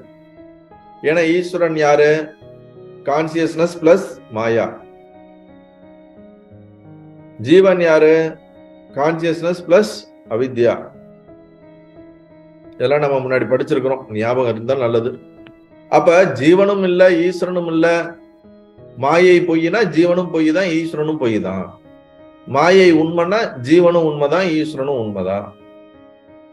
மாயை பொய்ன்னு சொல்லிட்டு ஜீவன் உண்மை, ஈஸ்வரன் உண்மை இல்ல, மாயை பொய்ன்னு சொல்லிட்டு ஈஸ்வரன் உண்மை, ஜீவன் பொய்ன்னு நம்ம சொல்ல முடியாது. இதுக்குள்ள மாத்தி மாத்தி நம்ம சொல்ல முடியாது. அததான் இங்க சொல்ல வர்றாரு. ஆதலால் சேய்மையான சொர்க்கமும் நரகமும் நன்மை தீமை புண்ணியம் பாவம் எல்லாம் பாராமல், இங்க ஒரு என்ன சொல்ல வர்றாரு சீடனுக்குன்னா, அதனால மாயை பொய்ங்கிறதுனால அதனால உருவாகக்கூடிய பிரபஞ்சமும் பொய் தான், இந்த உலகமும் பொய் தான், இந்த உடலும் பொய் தான். அதனால நீ மயங்காத. எதுல மயங்காத? சொர்க்கத்துக்கு போகணும், நரகத்துக்கு போகணும், தர்மம் செய்யணும், நன்மை செய்யணும், பொய் புண்ணியம் செய்யணும், தீமை இது பாவம் இது, இந்த மாதிரிலாம் ஒன்றும் ஒரு கான்ஃபிளிக்டுக்குள்ள இந்த மாதிரி ஒரு ரூல் அண்ட் ரெகுலேஷன்ஸ்குள்ள போய் இதெல்லாம் பண்ணணும், இந்த கர்மம் பண்ணா இதெல்லாம் கிடைக்கும், இதெல்லாம் சரி, இந்த மாதிரியான விஷயத்துக்குள்ள போய் மாட்டிக்காத. அதுவும் பொய் தாங்கிறத நீ உணர்ந்து கொள். சேய்மையான தூரமான, சேய்மைனா தூரம் என்ற அர்த்தம். தூரத்துல இருக்கக்கூடிய சொர்க்கமோ நரகமோ நன்மையும் தீமையும் புண்ணியமும் பாவமும், புண்ணிய பாவம் எதுல வரும்? நம்ம செய்யக்கூடிய கர்மத்துல தான் வரும். அப்ப எல்லாம் பாராமல் அவற்றை பொய்யாக உணர்ந்து எல்லாமே மித்யா அப்படிங்கிறத நீ ரியலைஸ் பண்ணி நீ தூய பரிபூர்ண சச்சிதானந்த வடிவனாயா இருப்பாயாக. தூய சத்து சித்து ஆனந்த பூரண சொரூபமாய் இருப்பாயாக. இப்ப இங்க என்ன சொல்றாரு அந்த அவருடைய சீடனுக்கு? எல்லாம் பொய்ப்பா, பிரம்மம் மட்டும்தான் சத்தியம்பா, நீ மட்டும்தான் சத்தியம், உன்னுடைய இருப்பு உணர்வு தான் அறிவு உணர்வாக இருக்கிறது, அறிவு உணர்வு தான் ஆனந்த உணர்வாக இருக்குது, அதுதான் சச்சிதானந்தம்னு நம்ம சொல்ல போறோம். அது மட்டும்தான் சத்தியம், மற்றது எல்லாம் மித்யா. அதனால இந்த மித்யாவான இந்த சொர்க்கத்துக்கு அடையுது அதுக்கு முயற்சி செய்வது, நரகத்துக்கு போகாம இருக்கிறதுக்கு முயற்சி செய்வது, புண்ணியம் செய்வதற்கான முயற்சி, இந்த மாதிரியான விஷயத்துக்குள்ள எல்லாம் மாட்டிக்காத. இதெல்லாம் பொய், இந்த உலகமும் பொய், நீயும் பொய், உனக்குள்ள இருக்கக்கூடிய சைத்தன்யம் மட்டும்தான் சத்தியம், சாட்சி மட்டும்தான் சத்தியம். இதை நீ உணர்ந்து நீ ஜீவன் முக்தனா இரு, பிரம்மனா இரு, சாட்சியா இரு அப்படின்னு சொல்லி சீடனுக்கு என்ன பண்றாரு? எஜுகேட் பண்ணி சொல்றாரு. அதுக்கு அடுத்த பாடல் போலாம். இது ரொம்ப இன்னும் இன்ட்ரெஸ்டிங்கான ஒரு பாடல். இப்ப இங்க என்னன்னா மாயை பொய்யினாச்சு. அப்ப மாயினால் உற்பத்தி ஆகிறது எல்லாமே பொய்யின் ஆயிடும். நல்லது. தொடர்ந்து கேக்குறாங்க கேள்வி 91வது பாடல்ல. பங்க யாசனனும் முதல் பல தேவரும் பார் உள பெரியோரும் கங்கை ஆதியாம் தீர்த்தமும் தேசமும் காலமும் மறைநாளும் அங்கம் அருமந்திரங்களும் தவங்களும் அசத்தியம் என சொன்னால் எங்கள் நாயகனே அதனால் குற்றம் இல்லையோ மொழியீரே. பங்க யாசனன் முதல் பல தேவரும் பார்வுள பெரியோரும் கங்கை ஆதியாம் தீர்த்தமும் தேசமும் காலமும் மறைநாளும் அங்கமும் அருமந்திரங்களும் தவங்களும் அசத்தியம் என சொன்னால் எங்கள் நாயகனே அதனால் குற்றம் இல்லையோ மொழியீரே. இப்ப சீடன் கேள்வி கேட்கிறான். அருமையான ஒரு கொஸ்டின். உங்களுக்கு புரிஞ்சிருக்கான்னு தெரியல. இந்த படிக்கும் போதே உங்களுக்கு புரிஞ்சிருக்கணும். நம்ம நார்மலான தமிழ்ல தான் கொடுக்குறாரு. நீங்க என்ன எல்லாமே பொய்ன்னு சொல்லிட்டீங்க. அவர் என்ன சொல்றாரு? தாயை போலதான் பிள்ளை அப்படின்ட்டார். மாயை பொய்னா எல்லாம் பொய்ன்றார். உடனே இவன் டிஸ்கிரைப் பண்றான். இவனுக்கு டவுட் வருது. நீங்க என்ன இப்படி சொல்லிட்டீங்களே, அப்பன்னா பங்கே யாசம்னா என்னது? பிரம்மா, தாமரை மலர் மேல இருக்கக்கூடிய வீட்டில் இருக்கக்கூடிய பிரம்மா. பிரம்மா மட்டும் இல்ல, இந்த பிரம்மாவை சார்ந்து பல தேவர்கள் இருக்கிறார்கள, எத்தனையோ கோடி தேவர்கள் இருப்பதாக நம்ம சாஸ்திரம் சொல்கிறது. அப்ப இந்த எல்லா தேவர்களும் பிரம்மன் முதற்கொண்டு நீங்க பொய்ன்னு சொல்றீங்களா? நம்ம இந்த உலகத்துல எவ்வளவோ ஞானிகள் வந்திருக்காங்க, எவ்வளவோ பெரியவர்கள் இருந்திருக்காங்க, வித்வான்கள் இருந்திருக்காங்க, படித்தவர்கள் இருந்திருக்காங்க, சாஸ்திரம் கற்றவர்கள் இருந்திருக்காங்க. அவர்கள் எல்லாரையும் நீங்க பொய்ன்னு சொல்றீங்களா? கங்கையா மாதியம், கங்கையில ஸ்நானம் பண்றது, கங்கை என்பது ஒரு சத்தியம், ஒரு புண்ணிய நதி, அதையும் நீங்க பொய்ன்னு சொல்றீங்களா? தீர்த்தமும் தேசமும், கங்கையில தீர்த்தம் ஆடுவது, பல புண்ணிய ஸ்தலங்கள் போவது, நம்ம வழிபடுவது, பல இந்த இடத்துக்கு போனா இது நல்லது, இந்த இடத்துக்கு போனா புண்ணியம், இந்த காரியம் பண்றது, இந்த மாதிரி எவ்வளவோ விஷயங்கள் நமக்கு சொல்லுது. கங்கை ஆதியாம் அப்படின்னா என்னது? கங்கை, யமுனா, சரஸ்வதி, இந்த மாதிரி பல நதிகளை தீர்த்தம் ஆடுவதாக இருக்கட்டும், பல கோயில்களுக்கு பல இடங்களுக்கு போவதா இருக்கட்டும், வழிபடுவதா இருக்கட்டும், பக்தி செலுத்துவதா இருக்கட்டும், பூஜை செய்வதாக இருக்கட்டும், எல்லா இடமும் எல்லா காலமும். எல்லா காலம்னா என்னது? இது நல்ல நேரம் கெட்ட நேரம்னு சொல்றோம், இது இந்த நேரத்துல செய்யணும்னு சொல்றோம், இது அமாவாசைன்னு சொல்றோம், பௌர்ணமின்னு சொல்றோம், இந்த நேரத்துலதான் இவங்களுக்கு இதை பண்ணணும்னு சொல்றோம். இந்த மாதிரி எவ்வளவோ விஷயங்கள் இருக்கிறதே. விரத காலங்கள், ஏகாதேசினா விரதம் இரு, புரட்டாசினா விரதம் இரு, இந்த மாதிரி பல முக்கியமான நாட்கள்லாம் நம்மளுடைய கேலண்டர்ல இருக்குது. இந்தந்த நாட்கள்ல நம்ம இந்த பூஜை செய்யலாம், இந்தந்த நாட்கள்ல இந்த பகவானை வழிபடலாம், இந்தந்த மாதிரி நம்ம விரதம் இருக்கணும், இப்படியெல்லாம் சொல்லப்பட்டு இருக்கிறதே. அது எல்லாமும் நீங்க பொய்னு சொல்ல வரீங்களா? அதோட கூட அவன் நிக்கல. மறைநாளும் அப்படின்னா என்னது? 4 வேதங்களையும் பொய்ன்னு சொல்றீங்களா? ரிக், யஜுர், சாம, அதர்வன. ஆக்சுவலி இந்த மொத்த டாபிக்குமே அதுக்குள்ளதான் வருது. அந்த வேதத்துல டிஸ்கிரைப் பண்றதை தான் நாம படிச்சு புரிஞ்சுக்கிறோம். அப்படி சொல்லக்கூடிய இந்த பிரம்ம ஞானத்தை கொடுக்குற அந்த வேதமும் பொய்ன்னு சொல்ல வரீங்களா? வேதத்தோடைய அங்கங்கள்னு சொல்லுவோம், அதுதான் வேதாங்காஸ் அப்படின்னு சொல்லுவோம். 6 அங்கங்கள் இருக்குது வேதாங்காஸ்ல. அதை நம்ம என்ன சொல்லுவோம்னா சிக்ஷா, சந்தஸ், வியாக்கரணம், அப்புறம் நிருக்த, கல்ப, ஜோதிஷ்டம். இது வேதத்தோடைய 6 அங்கங்கள். நம்மளுடைய ஒரு வார்த்தையை எப்படி பிரயோகிக்கிறது, எந்த சப்தத்துல சொல்லணும். வியாக்கரணம்னா எழுத்து இலக்கணம், எந்த மாதிரி சமஸ்கிருத அந்த இலக்கணம் நாம இது பண்ணணும், ஒரு சொல்லை எப்படி நம்ம வடிவமைக்கணும், சந்தஸ்ன்னு வருது. நிருத்தம் ஒரு செய்யுளை எப்படி வடிவமைப்பது. கல்பம் என்ன கர்மத்தை செய்யணும், எந்த மாதிரி உபாசனை செய்யணும்னு சொல்றது. ஜோதிஷம் இந்த கோள்களை பற்றியும் நேரங்களை பற்றியும் நமக்கு வானியலை பற்றின ஆராய்ச்சிகள் செய்வது. So phonetical language, word language. அப்ப நம்ம தமிழ்ல நிறைய நம்ம படிக்கிறோம்ல, ஒரு இலக்கணம் உயிர் சொல், மெய் சொல், உயிர்மை, என்னது உயிர்மை சொல், உயிரெழுத்து, மெய்யெழுத்து, உயிர்மை எழுத்து, அப்புறம் இடைச்சொற்கள் நிறைய அந்த மாதிரி இலக்கணத்துல வரும். 2 எழுத்து சேர்ந்தா அது வேற ஒரு எழுத்து போட்டு, 2 எழுத்து போட தேவையில்ல, அந்த இடத்துல வேற ஒரு எழுத்து போடலாம். இல்ல ஒரு சொல்ல தொடர்ந்து இன்னொரு சொல் வரும்போது அந்த இடத்துல ஸ்டார்டிங் வேற ஒரு எழுத்து வரும். இந்த மாதிரி நிறைய அந்த இலக்கணத்துல இருக்கு. பாடல்கள்ல, செயல்கள்ல, கவிதை நடையில, இதெல்லாம் நம்ம தமிழ்லயே நம்ம எவ்வளவோ விஷயம் நம்ம படிச்சிருப்போம் சிறு வயதுல. அந்த மாதிரி சான்ஸ்கிரிட்லயும் இருக்குது. அப்ப ஒரு சப்தத்தை எப்படி உச்சாடனம் பண்ணணும். இப்ப ரான்னு சொல்றோம்னா ராவா, ராவா, ராவா, இந்த மாதிரி ஒவ்வொரு சப்தத்துல எந்த மாதிரியான சப்தத்தை எழுப்பணும், எந்த எழுத்துக்கு அடுத்து எந்த எழுத்து வரணும், எந்த எழுத்தெல்லாம் சேர்ந்தா அது இந்த அர்த்தத்தை கொடுக்கும், இந்த வார்த்தைக்கு இது மட்டும்தான் அர்த்தமா, இதுக்கு பல அர்த்தங்கள் இருக்கிறதா, இந்த மாதிரி டீடைல்டா சொல்லப்பட்டிருக்கிறது எல்லாமே வேதத்தோடைய அங்கங்கள்னு சொல்லப்படுவது. சிக்ஷா, நிருத்தம், கல்பம், வியாக்கரண சாஸ்திரம்னு ஒண்ணு படிச்சாதான் சமஸ்கிருதத்துல இருக்கக்கூடிய இந்த உபநிஷத்தெல்லாம் படிக்கிறது புரியும்னு வியாக்கரண சாஸ்திரத்தை படிப்பாங்க, சமஸ்கிருதம் படிப்பாங்க. அதை படிச்சுட்டு தான் சான்ஸ்கிரிட்ல இருக்கக்கூடிய எந்த ஒரு இது படிச்சாலும் அதனுடைய அர்த்தம் புரியும். நம்ம பாக்குறோம்ல வாக்கிய அர்த்தம், லட்சிய அர்த்தம்னு. சில இடத்துல இந்த வார்த்தை இருக்கும், ஆனா அதுக்கான அர்த்தம் வேற ஒண்ணு குறிப்பிட்டிருக்கும். அப்ப அந்த அர்த்தத்தை எதை வச்சு தெரிஞ்சுக்கிறதுனா முன்னாடி பின்னாடி இருக்கக்கூடிய மற்ற சொற்களையோட தொடர்ச்சியை வச்சு நம்ம சில இடத்துல இந்த வார்த்தைக்கு இந்த அர்த்தம் தான் இருக்க முடியும், இந்த சிச்சுவேஷன்ல இந்த அர்த்தத்தை தான் கொடுத்துருக்கோம். இதெல்லாம் எப்படி வரணும்னா நம்ம அதுலயே ஊறி படிச்சு அது நம்ம புரிஞ்சிருந்தாதான் தெரியும். ஸோ இந்த மாதிரி சொல்லக்கூடிய இந்த வேதத்தோடைய அங்கம் மறைநாளும்னு என்னது? ரிக், யஜுர், சாம, அதர்வன, இந்த 4 வேதங்களும், அந்த 4 வேதங்களுக்கு துணையாக இருக்கக்கூடிய துணையான அந்த வேதாங்கங்களும் 6 இருக்குது. அதுவும் வேதாங்கம் 6 அருமந்திரங்களும். மந்திரங்கள் நம்ம எவ்வளவோ நம்ம மந்திர ஜபம் பண்றோம். நமோ நாராயணா, நம சிவாயா, சரவணபவ, எவ்வளவோ மந்திரங்கள் இருக்குது. இப்போ கணபதி மந்திரமா இருக்கட்டும், தேவி மந்திரமா இருக்கட்டும், சகஸ்ரநாமங்களாக இருக்கட்டும், மூல மந்திரங்களாக இருக்கட்டும், எவ்வளவோ மந்திர ஜபங்கள் செய்யறோம். அந்த மந்திர ஜபங்களும் பொய்ன்னு சொல்ல வரீங்களா? எவ்வளவோ தபஸ் பண்றோம், கோயிலுக்கு போறோம், பாத யாத்திரை பண்றோம், தியானம் பண்றோம், யோகம் பண்றோம், வழிபடுறோம், உபாசனை பண்றோம், இது எல்லாத்தையும் பொய்ன்னு சொல்ல வரீங்களா? அதுதான் அவனுடைய கேள்வி.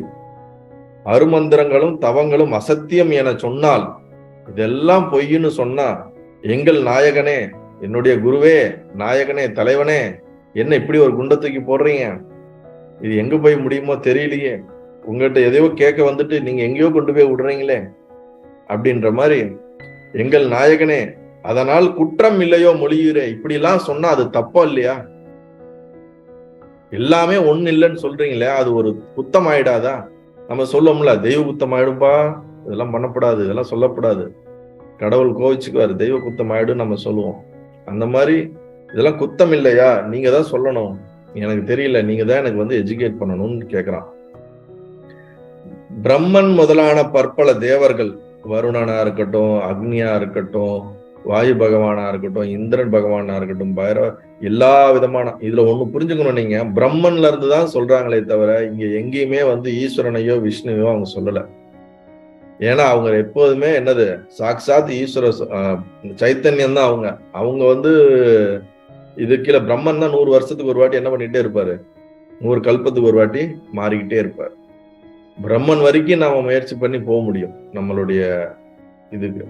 அப்ப பகவான் விஷ்ணு அவர் சுயம்பு, அதாவது என்னது, அவர் ஆல்மோஸ்ட் அவர் பரமாத்மா, ஆல்மோஸ்ட் இல்ல, அவர் பரமாத்மா தான். அவரு ஈஸ்வரன் நம்ம சிவன் சொல்ற, விஷ்ணு சொல்றவங்க எல்லாம்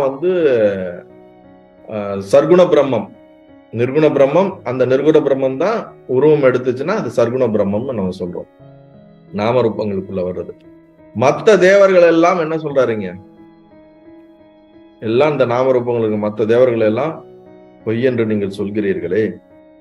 கங்கை முதலியான தீர்த்தங்கள் மற்றும் புண்ணிய சேத்திரங்கள், விரத காலங்கள், 4 மறைகள், 6 வேதங்கள், அங்கங்கள், மந்திரங்கள், தவங்கள், இப்ப இதுக்குள்ளே எல்லாம் நம்ம புராணத்தை கொண்டு வந்துடலாம், இதிகாசத்தை கொண்டு வந்துடலாம், நம்மளுடைய வாழ்க்கையை கொண்டு வந்துடலாம், இந்த உலகத்தை கொண்டு வந்துடலாம், இந்த ஹோல் காஸ்மாஸை கொண்டு வந்துடலாம், நீங்க கேலக்சி எல்லாத்தையும் கொண்டு என்ன பண்ணிடலாம், அங்க இதுக்குள்ள அடக்கிறோம். இதுல அடங்காதது எதுவுமே இல்லைன்னு நம்ம எடுத்துக்கணும். சீடன் ஒரு 4-5 குறிப்பிடுறாரு, நம்ம எடுத்துக்க வேண்டியது என்னன்னா இது எல்லாமே இதுக்குள்ள அடங்கும்னு எடுத்துக்கணும். ஸோ 6 வேதங்களும், வேத மந்திரங்களும், தவங்களும் எல்லாம் பொய் என கூறுவது குற்றம் இல்லையா? இப்படி நீங்க சொல்றதே தப்பு இல்லையா? இப்படி சொல்றத கேட்கறது எங்களுக்கு தப்பாயிடாதா? நீங்க பாட்டுக்கு சொல்லிட்டு போயிட்டீங்கன்னா அபச்சாரம் அபச்சாரம் அப்படின்னு இதெல்லாம் நம்ம கேட்கப்படாது, இதனால நமக்கு பாவம் வந்துருமோ அப்படின்ற மாதிரி எல்லாம் யோசிக்க வச்சிடுறீங்களா அப்படின்ற மாதிரி இருக்குது. எனவே எங்கள் குருவே விளக்கி அருளல் வேண்டும். மேற்கண்ட உபாசனைகள் பதமுத்தி தருவன என பக்தி காண்டம் கூறுகிறது. இந்த மாதிரி ஏற்கனவே மேல இருக்கக்கூடிய அந்த மந்திர ஜபமா இருக்கட்டும், தவமா இருக்கட்டும், இதெல்லாம் பண்ணா கிரமமுக்தி, அதாவது எனக்கு சாலோக்கிய, சாரூப்பிய, இந்த மாதிரியான முக்திகள் எல்லாம் எங்களுக்கு கிடைக்கணும்னு, சாமீபிய முக்திகள் எல்லாம் கிடைக்கும்னு சொல்லப்பட்டிருக்கு. பதமுக்திங்கிறது அதுதான், ஒவ்வொரு பதத்துக்கான முக்தி. பக்தி காண்டம் கூறுகிறது, சுருதி கூறுவது பொய்யாகுமோ என சீடன் வினவுகிறான். இந்த முக்தியெல்லாம் கிடைக்கும்னு சொல்லி சாஸ்திரம் தானே சொல்லுது, அந்த சாஸ்திரம் சொல்றது எப்படி பொய்யா இருக்கும் அப்படின்னு அவன் கேள்வி கேட்கிறான். இந்த தெய்வங்கள் இருப்பதாகவும், இவ்வளவு தேவர்கள் இருப்பதாகவும், இத்தனை உலகங்கள் இருப்பதாகவும், மனிதன் இப்படி பிறக்கிறான், இப்படி இறக்கிறான், இத்தனை 84 லட்சம் யோனிகள் இருப்பதாகவும், பிறப்பு இறப்பு, கர்மம், கர்மத்துக்கான பலன், சஞ்சிதம், பிராரத்தம், ஆகாமியம், என்னென்ன இருக்குதோ, இந்த லோகம், பூலோகம், பிருத்திருலோகம், சத்தியலோகம், தபலோகம், மகலோகம், எந்தென்ன லோகம் இருக்கோ, கீழே அத்தல சுத்தல பாதாள, இந்த மாதிரியான லோகங்கள், இதெல்லாம் பத்தின விஷயங்கள் எல்லாத்தையும் சொல்றது நமக்கு சாஸ்திரம் தானே சொல்லுது. அதுலதானே எல்லா ரெக்கார்டும் இருக்குது. இதை எல்லாத்தையும் பொய்ன்னு சொல்றீங்களே, பிரம்மாவையும் பொய்ன்னு சொல்றீங்களே, எல்லா தேவர்களையும் பொய்ன்னு சொல்றீங்களே, இது இந்த உலகத்துல வாழ்ந்த எல்லா பெரியோரையும் பொய்ன்னு சொல்றீங்களே, கங்கா, யமுனா, சரஸ்வதி, காவேரி, சிந்து, எல்லா நதிகளையும் பொய்ன்னு சொல்றீங்களே, எல்லா இடத்தையும் பொய்ன்னு சொல்றீங்க, எல்லா விரத காலத்தையும் பொய்ன்னு சொல்றீங்க, எல்லா விரதத்தையும் பொய்ன்னு சொல்றீங்க. இதனால தப்பு இல்லையா அப்படிங்கறதுதான் அவனுடைய கேள்வி. கடைசியில சாஸ்திரத்தையும் நீங்க பொய்ன்னு சொல்றீங்க, தப்பு இல்லையான்னு கேக்குறாரு. உடனே அதுக்கு பதில் சொல்ல போறாரு அடுத்த பாடல்ல. இந்த கேள்வி புரியுதா உங்களுக்கு? ஏன்னா இது எல்லாம் மித்தியா அப்படின்னு வந்தா, ஒண்ணு மித்தியா இருந்துட்டு ஒண்ணு மித்தியா இல்லாமலாம் இருக்காது. பிரம்மம் சத்தியங்க, எல்லாம் மித்தியாங்க, ஆனா இது சத்தியங்க, இதை விட்டுடுங்க, இதெல்லாம் எக்ஸப்ஷன், இதெல்லாம் இதை தவிர மித்ததெல்லாம் மித்தியா அப்படின்னு நம்ம ஒதுக்க முடியாது. ஒரு சில விஷயத்த ஒண்ணு இல்லைன்னா எல்லாமே இல்ல, இருக்குதுன்னா எல்லாமே இருக்குது. ஒண்ணு சத்தியம்னா எல்லாம் சத்தியம், மித்தியானா எல்லாம் மித்தியா. அதுல கேட்டகரியா பிரிச்சுலாம் வர முடியாது. அதனாலதான் சொல்றாரு, தாயை போல பிள்ளை, மாயை போல அதனுடைய கிரியேஷனும் இருக்கும் அப்படிங்கிற. பாடல் 92 பார்ப்போம். சொற்பனம் தன்னில் கண்டதை பொய் என்று சொல்வது பிழையானால் அற்ப மாயையில் தோன்றிய ஜகங்களையும் அசத்து எனல் பிழையாமே. சொற்பனந்தனில் கண்டதை பொய் என்று சொல்லலாம் எனில் மைந்தா அற்ப மாயையினில் தோன்றிய ஜகமெல்லாம் அசத்தியம் எனலாமே. சொற்பனம் தனில் கண்டதை பொய் என்று சொல்வது பிழையானால் அற்ப மாயையில் தோன்றிய ஜகங்களை அசத்து எனல் பிழையாமே. சொற்பனந்தனில் கண்டதை பொய் என்று சொல்லலாம் எனில் மைந்தா அற்ப மாயையில் தோன்றிய ஜகமெல்லாம் அசத்தியம் எனலாமே. இது ரொம்ப எளிமையான ஒரு பாடல் தான். அதனுடைய வார்த்தையிலே அதுக்கான அர்த்தம் இருக்குது. நீ ஒவ்வொரு நாளும் கனவு காண்கிறோம். சொற்பனம் என்னால் என்ன? கனவு. கனவுல கண்டத சொப்பனத்தில் காணப்பட்ட பிரபஞ்சத்தை விழித்தவன் பொய் என கூறுவது குற்றமானால், இப்போ ஒவ்வொரு நாளும் நீங்க கனவு காண்றீங்க. கனவை காண்டு விட்டு மீண்டும் விழித்ததுக்கு அப்புறம் அந்த கனவு பொய்ன்னு நீங்க சொன்னா அது தப்பா? அந்த கனவு பொய்ன்னு சொல்றது தப்பு என்று நீ சொல்வாயானால், சொப்பனத்தில் காணப்பட்ட பிரபஞ்சத்தை விழித்தவன், நான் தூங்கிட்டு இருந்தேன், கனவு பார்த்தேன், இப்ப விழிச்சுக்கிட்டேன், இப்ப நான் பார்த்த கனவு வந்து பொய்யுங்கன்னு நான் சொன்னா அது குற்றம்னு நீ சொன்னேன்னா, இந்த அற்பமான மாயையில் உண்டான பிரபஞ்சம் பொய் என்று கூறுவதும் குற்றமாகும். கண்ட கனவு பொய்ன்னு சொன்னா தப்புன்னு நீ சொல்ல வரேன்னா, இந்த மாயையினால இந்த பிரபஞ்சம் உற்பத்தி ஆனது பொய்ன்னு சொல்றதும் தப்புன்னு நீ எடுத்துக்கலாம். கனவு கண்டது வந்து பொய்ன்னு சொல்றதுல எந்த குற்றமும் கிடையாது அப்படின்னு நீ சொல்ல வரேன்னா, இந்த மாயையினால உற்பத்தி பண்ண இந்த மொத்த சிருஷ்டியும் பொய்ன்னு சொல்றதுலயும் குத்தம் இல்லை. அவன் என்ன கேள்வி கேட்கிறான்? இது வரைக்கும் லிஸ்ட் போட்டு இதெல்லாம் பொய்ன்னு சொன்னா தப்பாயிடாதான்னு கேள்விக்குதான் இங்க பதில் சொல்றாரு. நல்லா இந்த வார்த்தையை புரிஞ்சுக்கணும். சொற்பனத்தில் காணப்பட்ட பிரபஞ்சத்தை விழித்தவன் பொய் என கூறுவது குற்றமானால், கனவு பொய்ன்னு சொல்லக்கூடாதுங்க, பொய்ன்னு சொன்னா தப்புங்க அப்படின்னா இந்த பிரபஞ்சம் பொய்ன்னு சொல்றது தப்பாகும்பா?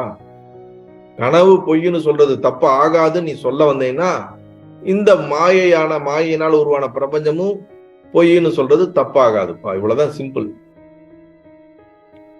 அற்பமான மாயையில் உண்டான பிரபஞ்சத்தை பொய் என்று கூறுவது குற்றமாகும். சொப்பனத்தில் கண்டதை பொய் என்று ஒருவன் விழித்த பின் கூறுவது எவ்வாறு குற்றமாகாதோ அதுபோலவே அற்பமான மாயையில் உண்டான பிரபஞ்சம் எல்லாம் பொய் என கூறலாம். அஞ்ஞானிக்கு மட்டுமே பிரபஞ்சம் உண்மையாக தோன்றும். புரிஞ்சுங்களா? பல பேருக்கு நம்ம கனவுல வர்றதே வந்து பல கன்ஃபியூஷன்ஸ் இருக்கும். கனவு பொய் விழிச்சோம்னா அது எங்க போகுது, எங்க இருக்குது, என்ன நடந்தது எதுவுமே நம்மளால அதை ட்ரேஸ் பண்ண முடியாது. ஏதோ 1-2 ஞாபகங்கள் நமக்கு வரும். நமக்கு சில விஷயம் ஒரு டெய்லி 100கணக்கான கனவு காண்றோம். நம்ம பிறந்ததுல இருந்து இது வரைக்கும் கோடிக்கணக்கான கனவு காண்டிருப்போம். ஆனா எல்லாத்தையும் நம்ம வந்து ஞாபகம் வச்சுக்கிறது இல்லை. ஏதோ ஒரு சில விஷயம் நம்ம பிடிச்சி வச்சுக்குவோம். இது என்ன இப்படி நடந்துச்சுன்னு, கெட்டது ஏதாவது அதுல இருந்துச்சுன்னா அதை பிடிச்சி வச்சுட்டு இது கெட்டது இப்படி நடந்துச்சு, இது என்ன எனக்கு சொல்ல வருதுன்னு எடுத்துக்குவோம். இல்ல நல்ல விஷயம் ஏதாவது நமக்கு இருந்துச்சுன்னா பிடிச்சிருந்தா அதை எடுத்து வச்சுட்டு இந்த கனவு, டெய்லி நீ கனவு காண்ற, எல்லாத்தையும் நீ லிஸ்ட் போட்டு அதை நீ சம்மரைஸ் பண்ணி பிளஸ் எது மைனஸ் எதுன்னு பார்த்தேன்னா வச்சு நம்ம இது பண்ணலாம். பிடிச்சதை எதையாவது ஒண்ணு எடுத்து வச்சுக்கிட்டு இது பிளஸ்ஸா இருக்கே, அப்ப நமக்கு அந்த கனவு நிஜமா நமக்கு தோணும். இல்ல பயம்படுத்துற மாதிரி ஒரு கனவு வந்துச்சுன்னா அது ஐயோ இப்படி பயம்படுத்துற மாதிரி வந்துருச்சு, இந்த மாதிரி ஆயிடுச்சு, நமக்கு ஒரு கன்ஃபியூஷன் வரும். அப்ப அந்த நேரத்துல என்ன ஆயிடுறோம், நம்மளே இந்த கனவு நிஜமோ அப்படின்னு நம்மளே கன்ஃபியூஷன் ஆயிடுறோம். பல நேரத்துல நீங்க கன்ஃபியூஷன் ஆனாலும் ஆகலைனாலும் கனவு கண் விழித்த பின் காணாமல் போய்விடுகிறது. அனுபவம் ஆனால் அப்போது நடக்கும் பொழுது அது நிஜம் போல ஒரு அனுபவத்தை கொடுத்தது, கண் விழித்த பின்பு காணாமல் போய்விட்டது. இப்ப தேடி பார்த்தாலும் எடுக்க முடியாது, எங்க இருக்குன்னு அனலைஸ் பண்ண முடியாது, எங்க இருக்குன்னு அதுக்கு ஒரு இருப்பே இல்லை. ஆனா அது இருப்பு போல நமக்கு தோன்றியது. அதனாலதான் கனவை பொய்ன்னு நம்ம சொல்றோம். அதே போலதான்ப்பா இந்த பிரபஞ்சமும் உனக்கு அனுபவத்தை கொடுக்குது, உண்மை போல தெரியுது, உனக்கு நிஜம்னு ரொம்ப நல்லா காட்டுது. ஆனா இதுவும் அது போல நீ ஞானத்துல விழித்து கொண்டாய் என்றால், உன்னை நீ அறிவாயாயனில் இவை அனைத்தும் பொய் என்று உன்னாலே அறியப்படும். அப்ப உண்மையை உணர்ந்த ஞானியின் பார்வையில தான் இவை அனைத்தும் பொய்யே தவிர அஞ்ஞானியின் பார்வையில் இவை அனைத்தும் பொய் கிடையாது. இது நல்லா புரிஞ்சுக்கணும். சாமி இங்க சொல்லிட்டாரு, நீங்க தான் சொல்லிட்டீங்க குருவாச்சே, இதெல்லாம் பொய்ன்னு சொல்லிட்டீங்க, அதனால இது எல்லாத்தையும் விட்டுட்டேன் நானு அப்படின்னு நீங்க முடிவு எடுத்தீங்கன்னா, ஒண்ணு நீ ஞானி ஆயிட்டேன்னா நீ முடிவு எடுத்துக்கோ. உனக்கே தெளிஞ்சிருச்சு நான் முடிவாயிட்டேன்னா நீ ஓகே, உன்னை யாரும் கேள்வி கேட்க போறது இல்ல. இல்ல நீங்க சொன்னதுனால இதெல்லாம், அதனால இது மேல இருக்கிற இன்ட்ரெஸ்ட் எல்லாம் விட்டுட்டேன், இதெல்லாம் வேண்டான்னு, அப்படி எல்லாம் கிடையவே கிடையாது. ஒன்ஸ் நீ இந்த பக்கம் ஜம்ப் ஆயிட்டேன்னா இந்த கிடையாது. இது ஜம்ப் ஆகாத வரைக்கும் நீ இதெல்லாம் சத்தியம். அஞ்ஞானிய பொறுத்த வரைக்கும் இவை அனைத்தும் சத்தியம். அவன் ஞானத்தில் தான் அகம் பிரம்மாஸ்மின்னு அவன் உணர்றானோ அது வரைக்கும் இதெல்லாம் சத்தியம்தான். அதற்கான எல்லா இதுவும் சத்தியம்தான். எப்ப அவன் இதுல நிலை பெறுகிறானோ, அப்ரோக்ஷ ஞானத்துல வரானோ, அவனுடைய திருஷ்டியில இருந்துதான் இவை அனைத்தும் மித்தியாவாக பார்க்கப்படுகிறது. ரெண்டு விஷயம் இருக்குது, பாரமாத்திய சத்தியம், விவகார சத்தியம். தத்துவார்த்தமாக நாம் பாரமாத்திய சத்தியத்திலிருந்து பார்க்கும் பொழுதுதான் இவை அனைத்தும் மித்தியா, இவை அனைத்தும் பொய்யானதே தவிர, விவகாரத்துல ஒரு அஞ்ஞானியின் பார்வையில இவை அனைத்தும் நிஜம்தான், உண்மைதான், சத்தியம்தான். அதற்கேற்றார் போல்தான் நாம் இயங்குகிறோம். இப்ப நம்மளாம் இப்ப என்னன்னா, இப்ப அஞ்ஞானத்தில இருக்கிறோம், ஞானத்துக்கு போராடிட்டு இருக்கோம்னா நம்மளை பொறுத்தவரைக்கும் இதெல்லாம் நிஜங்கிறதுல இருந்துதான் ஒர்க் பண்ணிட்டு இருக்கீங்க. இன்னும் அந்த ஸ்டேட்டை போயிட்டீங்கன்னா அதுக்கப்புறம் உங்களுக்கே பதில் கிடைச்சிடும். யாரும் உங்களுக்கு எஜுகேட் பண்ண தேவையில்லை, என்ன பண்ணணும் எப்படி பண்ணணும்னு. ஆனா அன்டில் வரைக்கும் இதை நிஜம்னு தான் நம்ம என்ன பண்ணிட்டு இருக்கோம். அப்ப இதே விக்ஷேபத்துல இருக்கக்கூடிய மாயை தான், மாயையில விக்ஷேபம் நமக்கு ஞானத்துக்கு ஹெல்ப் பண்ணணும்னு நம்ம ஏற்கனவே படிச்சிருக்கிறோம். நம்ம சத்துவ மாயை அசுத்த மாயையும் பார்த்து படிச்சிருக்கோம். நம்ம சத்துவகுண மாயையானது நமக்கு விக்ஷேபமானது நமக்கு உதவி பண்ணி நம்ம அந்த நிலையை அடைவதற்கு உதவியாக இருக்குது. இதுலயே சில மாயை நம்மளை அடிமைப்படுத்துவதற்கும் இருக்குதுன்னு நம்ம படிச்சிருக்கிறோம். ஏற்கனவே தத்துவ விளக்கப்படத்துல படிச்சிருக்கிறோம். அப்ப நாம இந்த படிச்சு புரிஞ்சு நம்ம முன்னேறதெல்லாம் மாயைக்குள்ள இருந்தாலும், இந்த மாயையிலிருந்து விடுபடுவதற்கான ஒரு இது, எப்படி கனவுக்குள்ள ஒரு புலி நம்மளை கனவுல இருந்து விழிக்க வைக்குதோ, அது போல நம்ம எல்லாம் ஒரு மாயா உலகத்துல உட்காந்துக்கிட்டு, இதுல பூமியில இருந்துகிட்டு, தமிழ்நாட்டுல இருந்துகிட்டு, இல்ல எங்கெங்க இருக்கிறீங்களோ அங்கெங்கெல்லாம் இருந்துகிட்டு, இப்ப இந்த கிளாஸை நம்ம அட்டன் பண்ணிக்கிட்டு இதெல்லாம் பொய்ன்னு சொல்லி படிச்சுக்கிட்டு இருக்கிறதும் கனவுல நடக்கக்கூடிய ஒரு விஷயம் மாதிரிதான். ஆனா இந்த கனவு இன்னும் உங்களை என்ன பண்ணல, புலி மாதிரி விரட்டி அப்படின்னு கண்ணை விழிச்சுக்க வைக்கல.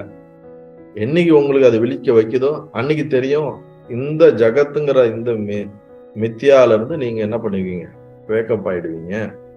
அது வரைக்கும் இது நமக்கு சத்தியமா தான் இருக்கு. வேக்கப் ஆயிட்டா அந்த ஆங்கிள் இருந்து பார்த்தா இது கிடையாது, அந்த ஆங்கிள் இருந்து பார்த்து இது பொய்ன்னு உணர்ந்து அதுலயே வாழ வேண்டிதான். சோ அஞ்ஞானிக்கு மட்டுமே பிரபஞ்சம் உண்மையாக தோன்றும், முடிஞ்சிருச்சு. எப்ப வரைக்கும் இந்த உலகம் உங்களுக்கு உண்மையாக பிரத்யட்சமா இருக்குதோ அன்னிய வரைக்கும் நம்ம இன்னமும் ஞானத்தை நோக்கி பயணிக்கணும்னு தெரிஞ்சுக்கோங்க. சோ பாடல் 93, பொய்யை மெய்யென்ற மூடர் புண்ணியர் என்று புராணம் கூப்பிடுமானால், மெய்யை மெய்யென்ற ஞானிக்கு குற்றங்கள் விதித்ததாய் சாஸ்திரம் உண்டோ? பொய்யது எது எனில் நாமரூபங்கள் எல்லாம் பூதம் ஆகிய மாயை, பொய்யது எது எனில் நாமரூபங்களாம் பூதம் ஆகிய மாயை, மெய்யது எது எனில் சச்சிதானந்தமாய் வியாபிக்கும் ஆன்மாவே. திருப்பியும் படிக்கிறேன் 93வது பாடல். பொய்யை மெய் என்ற மூடர் புண்ணியர் என்று புராணம் கூப்பிடுமானால், மெய்யை மெய்யென்ற ஞானிக்கு குற்றங்கள் விதித்த சாஸ்திரம் உண்டோ? பொய்யது எது எனில் நாமரூபங்கள் எல்லாம் பூதங்கள் ஆகிய மாயை, மெய்யது எது எனில் சச்சிதானந்தமாய் வியாபிக்கும் ஆன்மாவே. இதுதான் அந்த பாடல். அருமையான ஒரு பாடல். முதல் 2 லைனு ஒரு அர்த்தத்தை கொடுக்குது, அடுத்த 2 லைன் இன்னொரு அர்த்தத்தை, அதை சார்ந்து வரக்கூடிய இன்னொரு அர்த்தத்தை கொடுக்கிறது.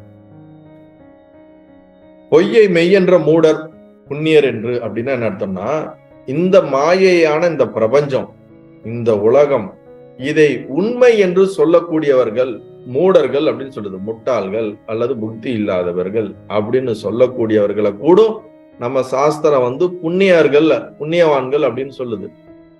புராணத்திலையும் சாஸ்திரத்திலையும் நிறைய இடத்துல சொல்லப்பட்டிருக்கு. புண்ணியர்கள் என்று புராணம் கூப்பிடுகிறது யார? டைரக்டா இந்த பாட்டுல அவர் அட்டாக் பண்றது யாருன்னா, இப்ப யோக சாஸ்திரம் பதஞ்சலி சொல்லியிருக்காரு. அப்ப பதஞ்சலி என்ன சொல்றாரு? விசேஷமான ஒரு ஈஸ்வரன் இருக்கிறான், அவன் எப்போதும் அழிவதில்லை, அவன் எப்பொழுதும் இருந்துகிட்டே இருக்கிறான். இந்த ஜீவன் தான் அஞ்ஞானத்துல இருக்கிறான், தன்னை ரியலைஸ் பண்ணி புருஷனாக தன்னை உணர்றான். ஆனா ஈஸ்வரன் இருந்துகிட்டே இருக்கிறாருன்னு இப்ப யார் இதை டீச் பண்றது? பதஞ்சலி தான் சொல்றாரு. சாங்கிய சாஸ்திரம் யார் கொடுத்தது? கபில முனி தான் சொல்றாரு. வைசேசிகம் யார் கொடுத்தது? காணாத முனி. இந்த மாதிரி நிறைய நம்மளுடைய பெரிய பெரிய மகாத்மாக்கள் தான் இந்த ஜகத்து இருப்பு சத்தியம்னு சொல்லக்கூடிய சாஸ்திரங்களை, அதனால வரக்கூடிய விளக்கங்களை கொடுத்து ஒரு பெரிய மதங்கள் அதெல்லாம் இருக்குது. அப்படி சொல்றவங்களையெல்லாம் நம்மளுடைய சாஸ்திரம் புராணத்திலே அவங்களையெல்லாம் போற்றி பாராட்டி புண்ணியவர்கள், புண்ணியவான்கள் அப்படின்னு புகழ்ந்திருக்குது. எதை? இந்த ஜகத்தை உண்மைன்னு சொல்றவங்களே புகழ்ந்துதான் சொல்லப்பட்டிருக்கேன் நிறைய இடத்துல. தவிர அப்படி இருக்கும்போது இது வரைக்கும் சாஸ்திரத்திலேயோ எங்கேயாவது இந்த உலக மாயைன்னு சொல்லப்பட்ட ஞானிகளை நிந்தித்தது எங்கேயாவது இருக்குதா அப்படின்னு கேட்கிறாரு. இதெல்லாம் பொய்ன்னு சொல்லி எவ்வளவோ மெய்ஞானிகள் வியாசர்ல இருந்து எல்லாரும் சொல்லிட்டு வராங்களே, சாஸ்திரத்துல மூலமா இருக்குது. இப்படி பொய்ன்னு சொல்றாங்களே, இவங்களை யாரு நிந்திச்சிருக்கிறது? நம்மளுடைய ஸ்கிரிப்சர்ஸ்ல எங்க நிந்திச்சிருக்கிறது? சமீப காலத்துல வந்த மகான்கள்ல தான் ஒருத்தருக்கு ஒருத்தருக்கு சண்டை போட்டுக்கிறாங்களே தவிர, இதுதான் உண்மை அதுதான் உண்மைன்னு இவங்களுக்குள்ளதான் சண்டை இருக்குதே தவிர, ஆதி காலத்துல இருந்து பார்த்தா எங்க ஒரு ஆத்தன்டிக்கா இருக்கக்கூடிய நம்மளுடைய சாஸ்திரத்துல இந்த மாயையை பொய் என்று சொல்றத, அப்படி சொல்லப்படுகின்ற பிரம்மம் சத்தியம் என்று சொல்லக்கூடிய இந்த ஞானிகளை அல்லது இந்த பரம்பரையில வர்றவங்களை எங்கேயுமே எந்த சாஸ்திரமாச்சு நிந்திச்சிருக்குதா அப்படிங்கிற ஒரு கேள்வியை இங்க எழுப்புறாருங்க. ஏன்னா நிந்திக்காததனாலேயே அதை ஏற்றுக்கொண்டதாக அர்த்தமாக விடுகிறது. இந்த உலகம் சத்தியம்னு சொல்றவங்களெல்லாம் புண்ணியவான்கள் சொன்னது இந்த உலகம் பொய்ன்னு சொல்றவங்கள இவங்க தப்புன்னு இல்ல எஸ்டாப்ளிஷ் பண்ணிருக்கணும். இவங்க சொல்றது தப்பாச்சே அப்படின்னு சொல்லிருக்கணும் எங்கேயாச்சு. எங்கேயுமே சொல்லலையே. அப்படின்னா என்ன அர்த்தம்னா, இதுதான் சத்தியம், இது சொல்றது கரெக்டுன்னு தான் நம்ம சாஸ்திரமே ஏத்துக்கொண்டு வருகிறது அப்படின்னு இங்க எஸ்டாப்ளிஷ் பண்றார். ஞான காண்டத்தில் பொய் என்று விளக்கப்பட்ட சொரூபாதிகளை உண்மை என வழிபடுபவர்களை புண்ணியவார்கள் என்று புராணங்கள் குறிப்பிடுகின்றன. இப்ப நமக்கு ஒன்னு நல்லா புரிஞ்சுக்கணும். சாஸ்திரத்துல, வேதத்துல கர்ம காண்டம் ஞான காண்டம்னு ரெண்டு இருக்குன்னு நான் சொன்னேன். அதுக்குள்ளேயே உட்பிரிவு தான் உபாசனா காண்டம்னு வரும். இப்ப கர்ம காண்டத்துல அதுதான் பிரதானம்னு சொல்லி பூர்வ மீமாம்சான்னு ஒரு மதம் இருக்குது. அவங்க இந்த ஞானம் இந்த விஷயத்துக்குலாம் போக மாட்டாங்க. இந்த கர்மத்தை செய்யணும், சொர்க்கத்துக்கு போகணும், இதுதான் ஞானம், இதுக்கு மேல எதுவும் கிடையாதுன்னு ஒரு மதம் இருக்குது. பஞ்சபூதம் தான் மேக்சிமம், இந்திரன் வரைக்கும், அக்னி வரைக்கும், சூரியன் தான், இவங்க தான் அதிகம், அதுக்கு மேல எதுவும் கிடையாது, பஞ்சபூதம் தான் அல்டிமேட். இந்த மாதிரியான நிறைய ஐடியாலஜில இருக்கிறவங்க இருக்கிறாங்க. அவங்க எல்லாம் சாஸ்திரத்துல சொல்லக்கூடிய பூர்வ காண்டத்தை எடுத்துக்குவாங்க. இந்தந்த கர்மம் பண்ணி, இந்த யாகம் பண்ணி, இந்த யஜ்ஞம் பண்ணா சொர்க்கத்துக்கு போகலாம், இந்தந்த பலன்கள் கிடைக்கும், இதெல்லாம் அவங்க ஏத்துக்குவாங்க. ஆனா அவங்க ஞான காண்டத்துல சொல்லக்கூடிய அகம் பிரம்மாஸ்மிங்கிறத ஏத்துக்க மாட்டாங்க. அதெல்லாம் கிடையாது, பொய்ன்னு சொல்லுது அப்படின்னு இவங்க சொல்லுவாங்க. இப்படி சொல்றவங்களை கூட சாஸ்திரம் புராணத்துல பல இடங்கள் என்ன பண்ணப்பட்டிருக்குன்னா, அவங்களெல்லாம் புண்ணியவான்கள் தான் சொல்லப்பட்டிருக்கு. ஆனா ஞான காண்டத்துல சொல்லப்படுற இந்த பிரம்மம் மட்டுமே சத்தியம் என்னும் உண்மையை சாதிக்கும் ஞானியை குற்றம் கூறக்கூடிய சாஸ்திரம் ஏதேனும் உண்டா? பிரம்மம் சத்தியம், ஜகத் மித்யா இப்படின்னு டீச் பண்ற, இப்படின்னு உணர்ந்த, இத சொல்லிக்கொண்டே இருக்கக்கூடிய ஞானிகளை எந்த சாஸ்திரமாச்சும் கண்டம் பண்ணியிருக்கா? இல்ல எதிர்த்து இருக்குதா? மனிதர்கள் எதிர்க்கிறாங்களே தவிர சாஸ்திரத்துல எங்க எதிர்த்ததாக எங்க ரெக்கார்டு இருக்கு? இப்ப ரெக்கார்டு இல்லைன்னாவே அது அக்செப்டட் தானே, அதுதானே உண்மை, அப்படித்தானே இருக்குது அப்படின்னு இங்க ஆச்சாரியார் எஸ்டாப்ளிஷ் பண்றாரு. பிரம்மம் மட்டுமே சத்தியம் என்னும் உண்மையை சாதிக்கும் ஞானியை குற்றம் கூறக்கூடிய சாஸ்திரம் ஏதேனும் உண்டா? இல்லை. பொய்யானது ஏதெனில் பஞ்சபூதங்கள் மற்றும் நாமரூபங்களால் ஆன பிரபஞ்ச வடிவமானதே மாயையாகும். இப்ப பொய் எதுன்னு நான் சொல்றேன்னு தெரிஞ்சுக்கோப்பா. பஞ்சபூதத்தினால ஆன இந்த பிரபஞ்சம் பொய், அதனால ஆன நாமரூபங்களால் ஆன நாமம் ரூபம் ஆன பிரபஞ்ச வடிவானது மாயையாகும். அப்ப மாயையினால வந்து இந்த பஞ்சபூதம் நாமரூபம் இதெல்லாம் பொய்ப்பா. அப்ப உண்மை எதுன்னு நான் சொல்றேன் கேட்டுக்கோ. உண்மை ஏதெனில் சச்சிதானந்த வடிவாய் எங்கும் வியாபித்திருக்கும் ஆன்மாவே உண்மையாகும். முக்கியமான விஷயம். உண்மை எதுனா சச்சிதானந்த சொரூபம்தான் உண்மை. அஞ்ஞானம் ஒளிந்த ஞானிக்கு யாவும் பிரம்மஸ்வரூபமாகவே விளங்கும். எந்த ஒருத்தருக்கு அஞ்ஞானம் நீங்கி தான் பிரம்மமாக இருக்கிறேன் என்று உணர்கிறாரோ அவரை பொறுத்த வரைக்கும் பிரம்மம் மட்டும்தான் இருக்கிறது. பிரம்மத்திற்கு அந்நியமாக எதுவுமே கிடையாது. அவரை பொறுத்த வரைக்கும் மாயை என்றே கிடையாது. அவரை பொறுத்த வரைக்கும் உலகம் ஒன்றே கிடையாது. அவரை பொறுத்த வரைக்கும் பிரபஞ்சம் ஒன்றே கிடையாது.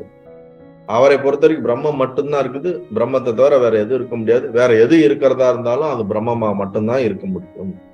அப்படிங்கிற சத்தியத்தை ஏற்றுக்கொண்டு உணர்ந்தவன் தான் ஞானி.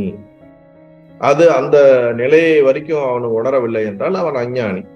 அவனை பொறுத்த வரைக்கும் இந்த மாயை வந்து சத்தியம்னு அந்த புத்தி இருக்கு, சத்தியத்துவ புத்தி இருக்குது, அது இன்னும் ஒளியில்லைன்னு அர்த்தம். சோ இது 93வது பாடல்ல சொல்லப்படுறது. இந்த 4 பாடல்களும் ரொம்ப முக்கியமான ஒரு விஷயம். இப்ப எதுக்கு இந்த ஜகத்தை வந்து மித்தியான்னு எஸ்டாப்ளிஷ் பண்ணிக்கிட்டே வராரு. இந்த ஜீவன் வந்து மித்தியான்னு புரிஞ்சுட்டாலே போதும், ஜகத் மித்தியான்னு தெரிஞ்சிடும். ஜகத்தை மித்தியான்னு புரிஞ்சுக்கிட்டு அதுக்கப்புறம் ஜீவனை மித்தியான்னு பண்ண தேவையில்லை. இந்த ஜீவனை மித்தியான்னு புரிஞ்சுக்கிட்டாலே போதும், ஜீவன் மித்தியா, ஜெகத் மித்தியா, ஈஸ்வரன் மித்தியா, இது 3ல இதுக்கு ஆதாரமா இருக்கக்கூடிய சைத்தன்யம் தான் சத்தியம் அப்படின்னு விளங்கிரும். சோ இதெல்லாம் எங்க ஆரம்பிச்சிருக்குன்னா 88வது பாடல்ல ஆரம்பிச்சாரு. ஏன்னா ஜீவன் முக்தனுடைய ஞானியோடைய அவனுடைய ஸ்திதி எப்படி இருக்குன்னு அவர் சொல்ல ஆரம்பிக்கும் போது அப்ப சீடன் கேட்கக்கூடிய கேள்விக்கெல்லாம் வரிசையா என்ன பண்றாரு, அவன் எப்படி இந்த உலகத்தை பாக்குறான், அதுக்குதான் அந்த கதையை சொன்னாரு. அதுக்கடுத்து அவன் இவரை கேள்வி கேட்கிறாரு, மாயை அதனால வரக்கூடியதெல்லாம் பொய்ங்கிறதுல இருந்து. சோ 94வது பாடலுக்கு போவோம். மாயை என்பது எது உடையார், மாயை என்பது எது உடையார் எப்படி வந்தது வருவானேன், மாயை என்பது பிரம்மத்தின் வேறியனின் வஸ்துவும் 2 ஆமே, மாயை என்பது பிரம்மமும் ஒன்றியனின் வஸ்துவும் பொய்யாமே, மாயை என்று மேகங்களுக்கு, மாயை என்ற மேகங்களுக்கு ஒரு சண்ட மாறுத குருமூர்த்தியே. 94வது பாடல். இதுல ரொம்ப அழகான, இது ஒன்லி சிம்பிள் கொஸ்டின் சீடன் கேட்கிறான். நீங்க ரொம்ப மாயை மாயை மாயைன்னு சொல்லிட்டு வரீங்களே, மாயை என சொல்லப்படுவதுன்னா என்னது, மாயைன்னா என்ன, அதை முதல் சொல்லுங்க. அது எத்தகையது, அது எப்படிப்பட்டது, யாருக்கு சொந்தம் அந்த மாயை, எதுல இருந்து உருவானது, அது எப்படி இருக்குது, அது பிரம்மத்துல இருந்து வேறானதா இல்ல பிரம்மத்தோடைய சார்ந்ததா? பிரம்மத்துல இருந்து வேறானது அப்படின்னு நீங்க சொன்னீங்கன்னா 2 இருக்குன்னு அர்த்தம். பிரம்மம் இருக்கு, மாயை இருக்குன்னு அர்த்தம். இல்ல பிரம்மத்து இதுவும் ஒண்ணுதான் அப்படின்னீங்கன்னா அப்ப அந்த மாயையும் பிரம்மம் தானே, அதை ஏன் தனியா நீக்கணும், அது ஒரு பொய் நீங்க சொல்றதுக்கான தேவையே இல்லையே. கொஸ்டின் எப்படி புட்டப் பண்றான் பாருங்க.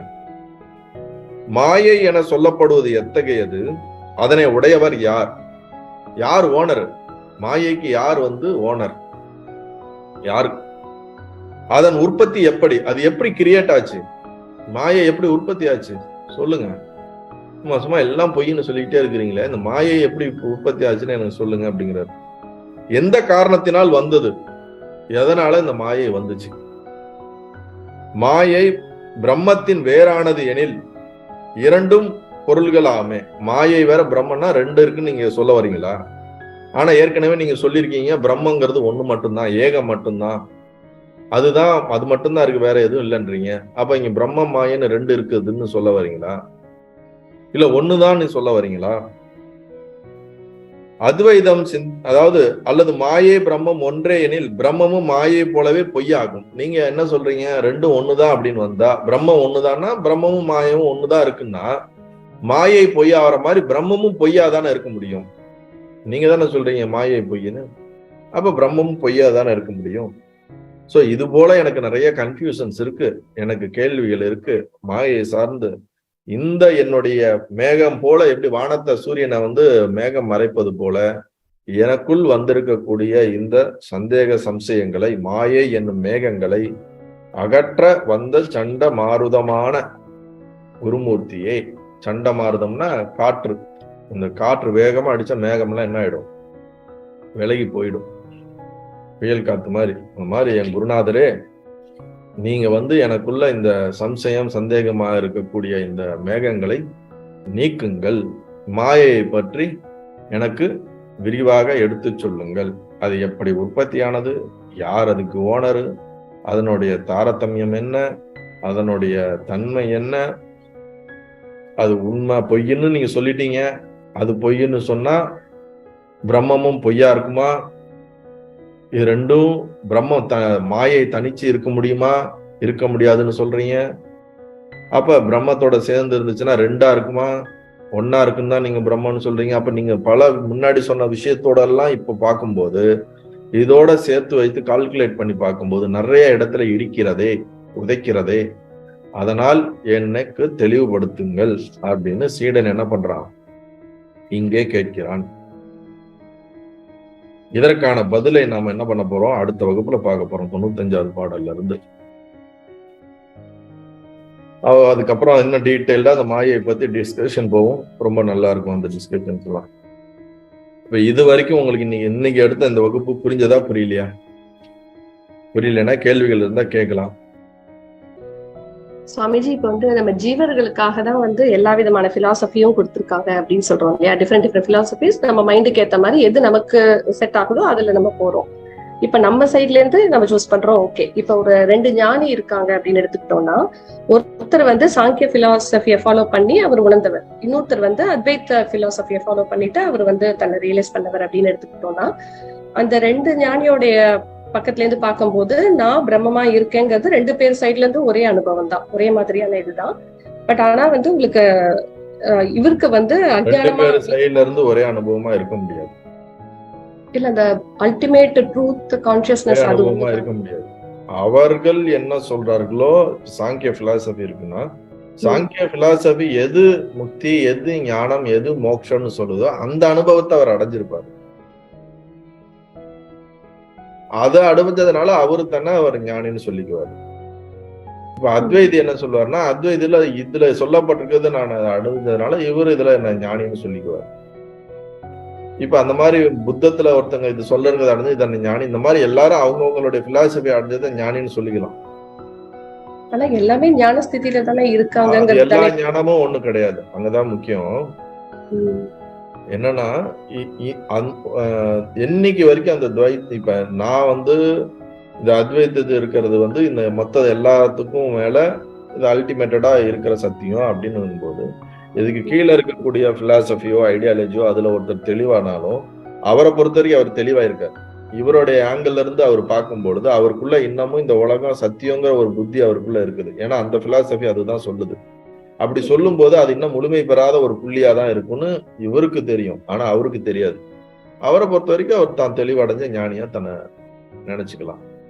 ஆனா அது மோட்சத்தை கொண்டு போய் கொடுக்குமா அப்படின்னா, இந்த பிலாசபி சொல்லுது, அவங்க அதன்படி போறாங்க, அது கொடுக்குதா இல்லையான்னு நம்மளால இங்க இருந்து பார்க்கும்போது கொடுக்காதுன்னு தான் சொல்லணும். அவங்களும் மேபி அதுல இருந்து திருப்பி எவால்வ் ஆகி இதுக்கு வரலாம் அடுத்தடுத்த பர்த்ல. அந்த சாங்கிய பிலாசபியோ இல்ல மத்த எந்த இது ஃபாலோ பண்ணி அவங்க தன்னை உணர்ந்துட்டேன்னு சொன்னாங்கன்னா அவங்களுக்கு ரீபர்த் இருக்குமா இருக்காதாங்கிற ஷூரிட்டி கிடையாது. அதுக்கு நீங்க இந்த ஞானத்துல இருந்து பார்க்கணும். எல்லாம் ஒன்றுதான்ற அந்த பிரம்மங்கிற சத்தியம் வரும்போதுதான், மாயைங்கிறது இல்லைன்ற ஒரு இது வரும்போதுதான் முழுமை அடையுது அப்படிங்கிறது அல்டிமேட் ட்ரூத்தா சொல்லும் போது, இதுல இருந்து பார்த்தா அவங்க சொல்றதுல சிறிய கரெக்ஷன் இருக்கிற மாதிரி தானே இருக்கு. கரெக்ஷன் இருக்கிற மாதிரி இருந்தா அதனால அடையப்படுறது எப்படி முழுமையாகும்னு இவர்கள் அதை நிராகரிக்கிறார்கள். ஆனா அவங்க ஆங்கிள் இருந்து பார்க்கும்போது அவங்க தன்னோடதுல ஸ்ட்ராங்கா இருக்காங்க. இப்ப நம்ம நீங்க ஒண்ணுமே இல்ல, இப்ப ஏதாவது ஒரு ஞானி வராரு, தன்னை ஞானின்னு கிளைம் பண்ணிக்கிறாரு. நீ இந்த மந்திரத்தை சொல்லுப்பா, என் பேர் இதுதான், இதை சொன்னா நீ ஞானம் அடைஞ்சிடும்ன்றாரு. உடனே அதை சொல்லி நான் ஞானம் அடைஞ்சிட்டேன்னு அவங்க சொல்லிக்கிறாங்க. இது நீங்க அவங்கள பொறுத்த வரைக்கும் அவங்க அடைஞ்சதான் நினைச்சுக்கிறாங்க. ஆனா அல்டிமேட் ஆத்தென்டிக் ஐடியல்னு ஒண்ணு இருக்குல்ல, ஐடியலோட கம்பேர் பண்ணும்போது it is not truth. According to them that is truth. So இப்போ அத்வைத பிலாசபி தவிர மத்த எந்த பிலாசபி வழியாலும் தன்னை உணர்ந்தோம்னாலும் அது வந்து அல்டிமேட் கிடையாது அப்படிங்கிறதுதான் ஃபைனலா நம்ம எடுத்துக்க வேண்டியதா அப்படின்னு நம்மளுடைய வியாசரா இருக்கட்டும், இந்த சாஸ்திரங்கள்ல எடுத்து நமக்கு கொடுத்துட்டு இருக்கக்கூடிய பல குருமார்களுடைய தீர்க்கமான விசாரத்தோடைய உண்மையாக இருக்கிறது. எனக்கு அந்த அனுபவம் இருக்கிறது. நீங்கள் அதை ஏற்றுக்கொண்டே தான் ஆக வேண்டும் என்ற கட்டாயம் கிடையாது. இது அப்படியே எடுத்துக்கொள்ள வேண்டிய இதுவும் கிடையாது. நீங்கள் உங்களுக்குள்ள ஆராய்ச்சி பண்ணி இது உண்மைன்னா இதை எடுத்துக்கலாம், இது உண்மை இல்லை இதுதான் எனக்கு சரின்னா அதன்படி நீங்க எடுத்துக்கலாம். இது வந்து யாருக்கும் கட்டாயமோ இதுதான் சரின்னோ சொல்லவே முடியாது. You have to discover in yourself. The multiple option இருக்கு முன்னாடி. You have to try and with your intelligence you come to the conclusion with the right which is right. அப்படின்னு தான் நம்ம எடுத்துக்கோம். ஓகே. சோ எதுக்குன்னா இந்த சாங்கியம்ல இருக்கும்போது சொன்னீங்க இல்லையா, சோ நம்ம ரியலைஸ் பண்ணினதுக்கு அப்புறம் நான் வந்து முக்தி அடைஞ்சிட்டேன், ஆனா மத்த ஜீவன்கள்லாம் முக்தி அடையறதுக்காக இந்த பிரகிருதி இருக்கதான் செய்யுது அப்படிங்கிற மாதிரி. அது வந்து நாங்க எங்களோட இப்ப இருக்க ஸ்திதில இருந்து பார்க்கும்போது அது கரெக்டா இருக்கும் அப்படிங்கிற மாதிரி ஒரு சின்ன தாட் வருது. அதான் இப்ப இருக்கிற ஸ்திதிக்கு அது கரெக்டா இருக்கும், கரெக்டா தெரியுது. Still we evolve ஆகி மேல மேல போக அதையும் தாண்டி போகும். அதனாலதான் இப்ப நீங்க அல்டிமேட் ட்ரூத்துக்குலாம் நம்ம இன்னும் ஸ்டடி பண்ணி அதை புரிஞ்சுக்கிற அளவுக்கு போகும்போது நம்ம இந்த சொல்றாருல இந்த பாட்டு எல்லாமே பொய்ன்னு சொல்றதை நம்மளால ஏத்துக்க முடியாது.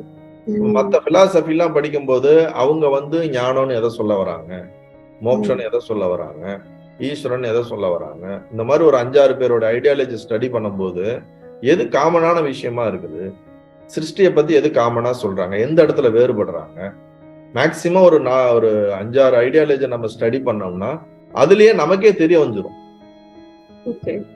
இது உண்மையா இருக்கும் இது பொய்யா இருக்கும். இப்ப சாங்கிய சொல்றதுதான் உண்மைன்னு அவங்க நிரூபிக்கிறாங்க. அதை இவங்க கொஸ்டின் பண்ணுவாங்க.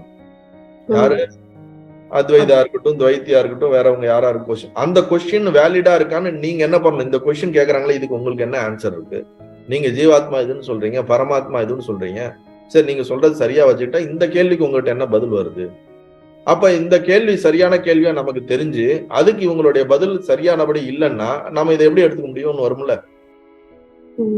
அப்ப இதுல இருந்து நம்ம அடுத்த ஜம்ப் அதுக்கு போவோம். அந்த மாதிரி நம்ம புத்தி அந்த டாப் லெவலான அந்த டிஸ்கஷன் அந்த கான்டம்ப்ளேஷனுக்கு நம்ம தயாராக அடுத்தடுத்த விஷயங்கள் நமக்கு புரிய வரும். அத்வைத பிலாசபி மட்டும் தெரிஞ்சுக்கிட்டா பத்தாது, மத்த எல்லா பிலாசபியை பத்தின ஒரு இதுவும் வேணும், நாலேஜ் வேணும் அப்படின்னு சொல்ல எல்லா பிலாசபி பத்தியும் ஒரு புரிதல் இருக்கும். அப்பதான் இது என்ன சொல்ல வருதுங்கிறதே நமக்கு புரியும். இப்ப எல்லாமே இப்ப பிரம்மன்னு சொல்றோம். இப்ப நீங்க எல்லாம் இங்க கேட்கறீங்க, இவர் சொல்றாரு எல்லாம் சொல்றாரு நீங்க எடுத்துக்கிறீங்க.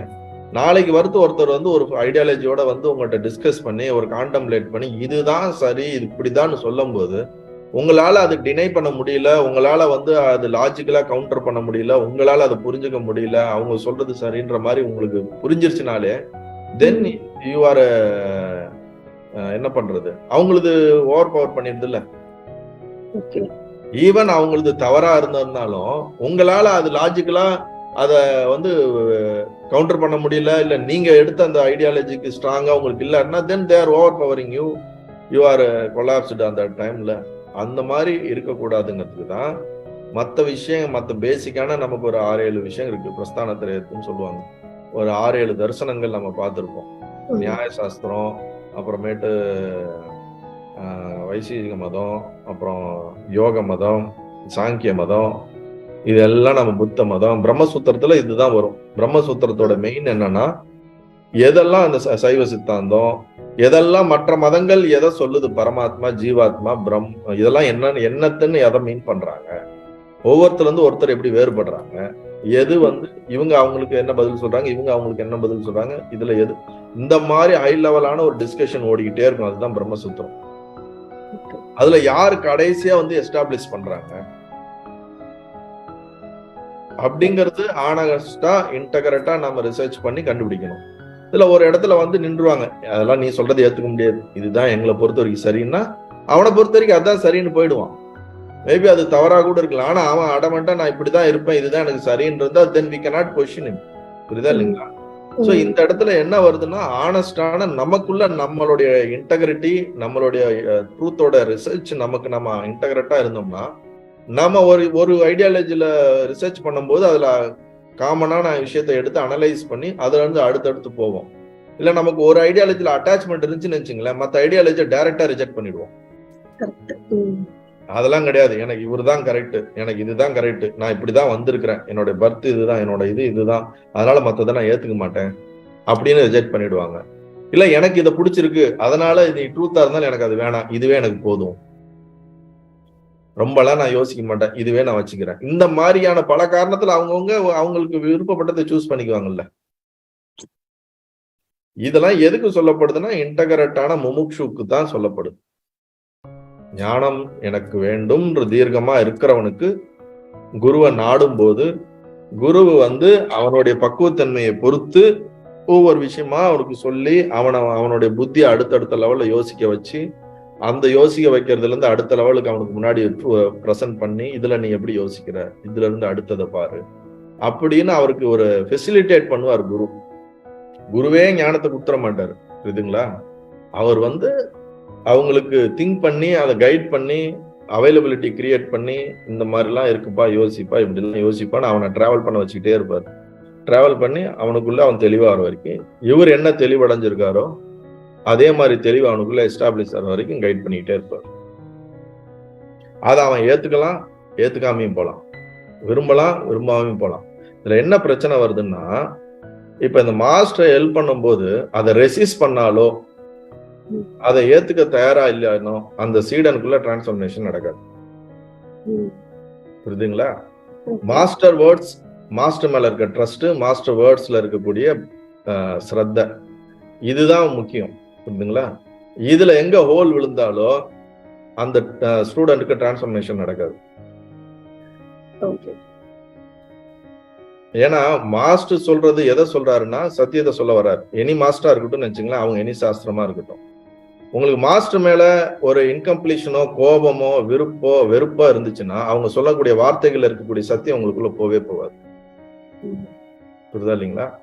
அதனால எனக்கு அவர் சொல்றதை எடுத்துக்குவேன், அவர் மேல எனக்கு கோபம் ஒரு பக்கம் இருக்குது, எனக்கு அவர் மேல ஒரு அவருடைய பிளஸ் மைனஸ், எனக்கு அது ஒரு விஷயங்கள் எனக்கு அது பிடிக்கும், அப்படிலாம் நீங்க எடுத்துக்க முடியாது.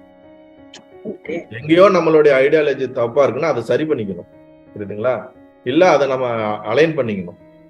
இல்லாட்டா எனிவே நீங்க டிராவல் பண்ணிக்கிட்டே இருந்தா கூட அவங்களால பெனிஃபிட் இருக்காது உங்களுக்கு. அவங்க ஹெல்ப் பண்ணணும்னு நினைச்சாலும் உங்களால ஹெல்ப் எடுத்துக்க முடியாது. நீங்களும் ஹெல்ப் எடுக்கணும்னு தான் வந்திருப்பீங்க. ஆனா நம்மளோட மனம் வந்து சத்தியத்தை எடுக்க விடாம என்ன பண்ணிடும், மோர் அண்ட் மோர் காம்ப்ளிகேஷன் தான் கிரியேட் பண்ணும். ஓகே. சோ இதுல அந்த சாங்கியம் அந்த பிரகிருதி பத்தி சொன்னது வந்து எப்படி இருந்ததுன்னா, அந்த ஒரு சூரியன் தான் இருக்கு, அதுல வந்து எல்லா குடத்துலயும் அந்த சூரியன் வந்து ரிஃப்ளெக்ட் ஆகுது. அந்த ஒரு குடம் அந்த சிஷ்யன் வந்து ஒரு கேள்வி கேட்பான் இல்லையா?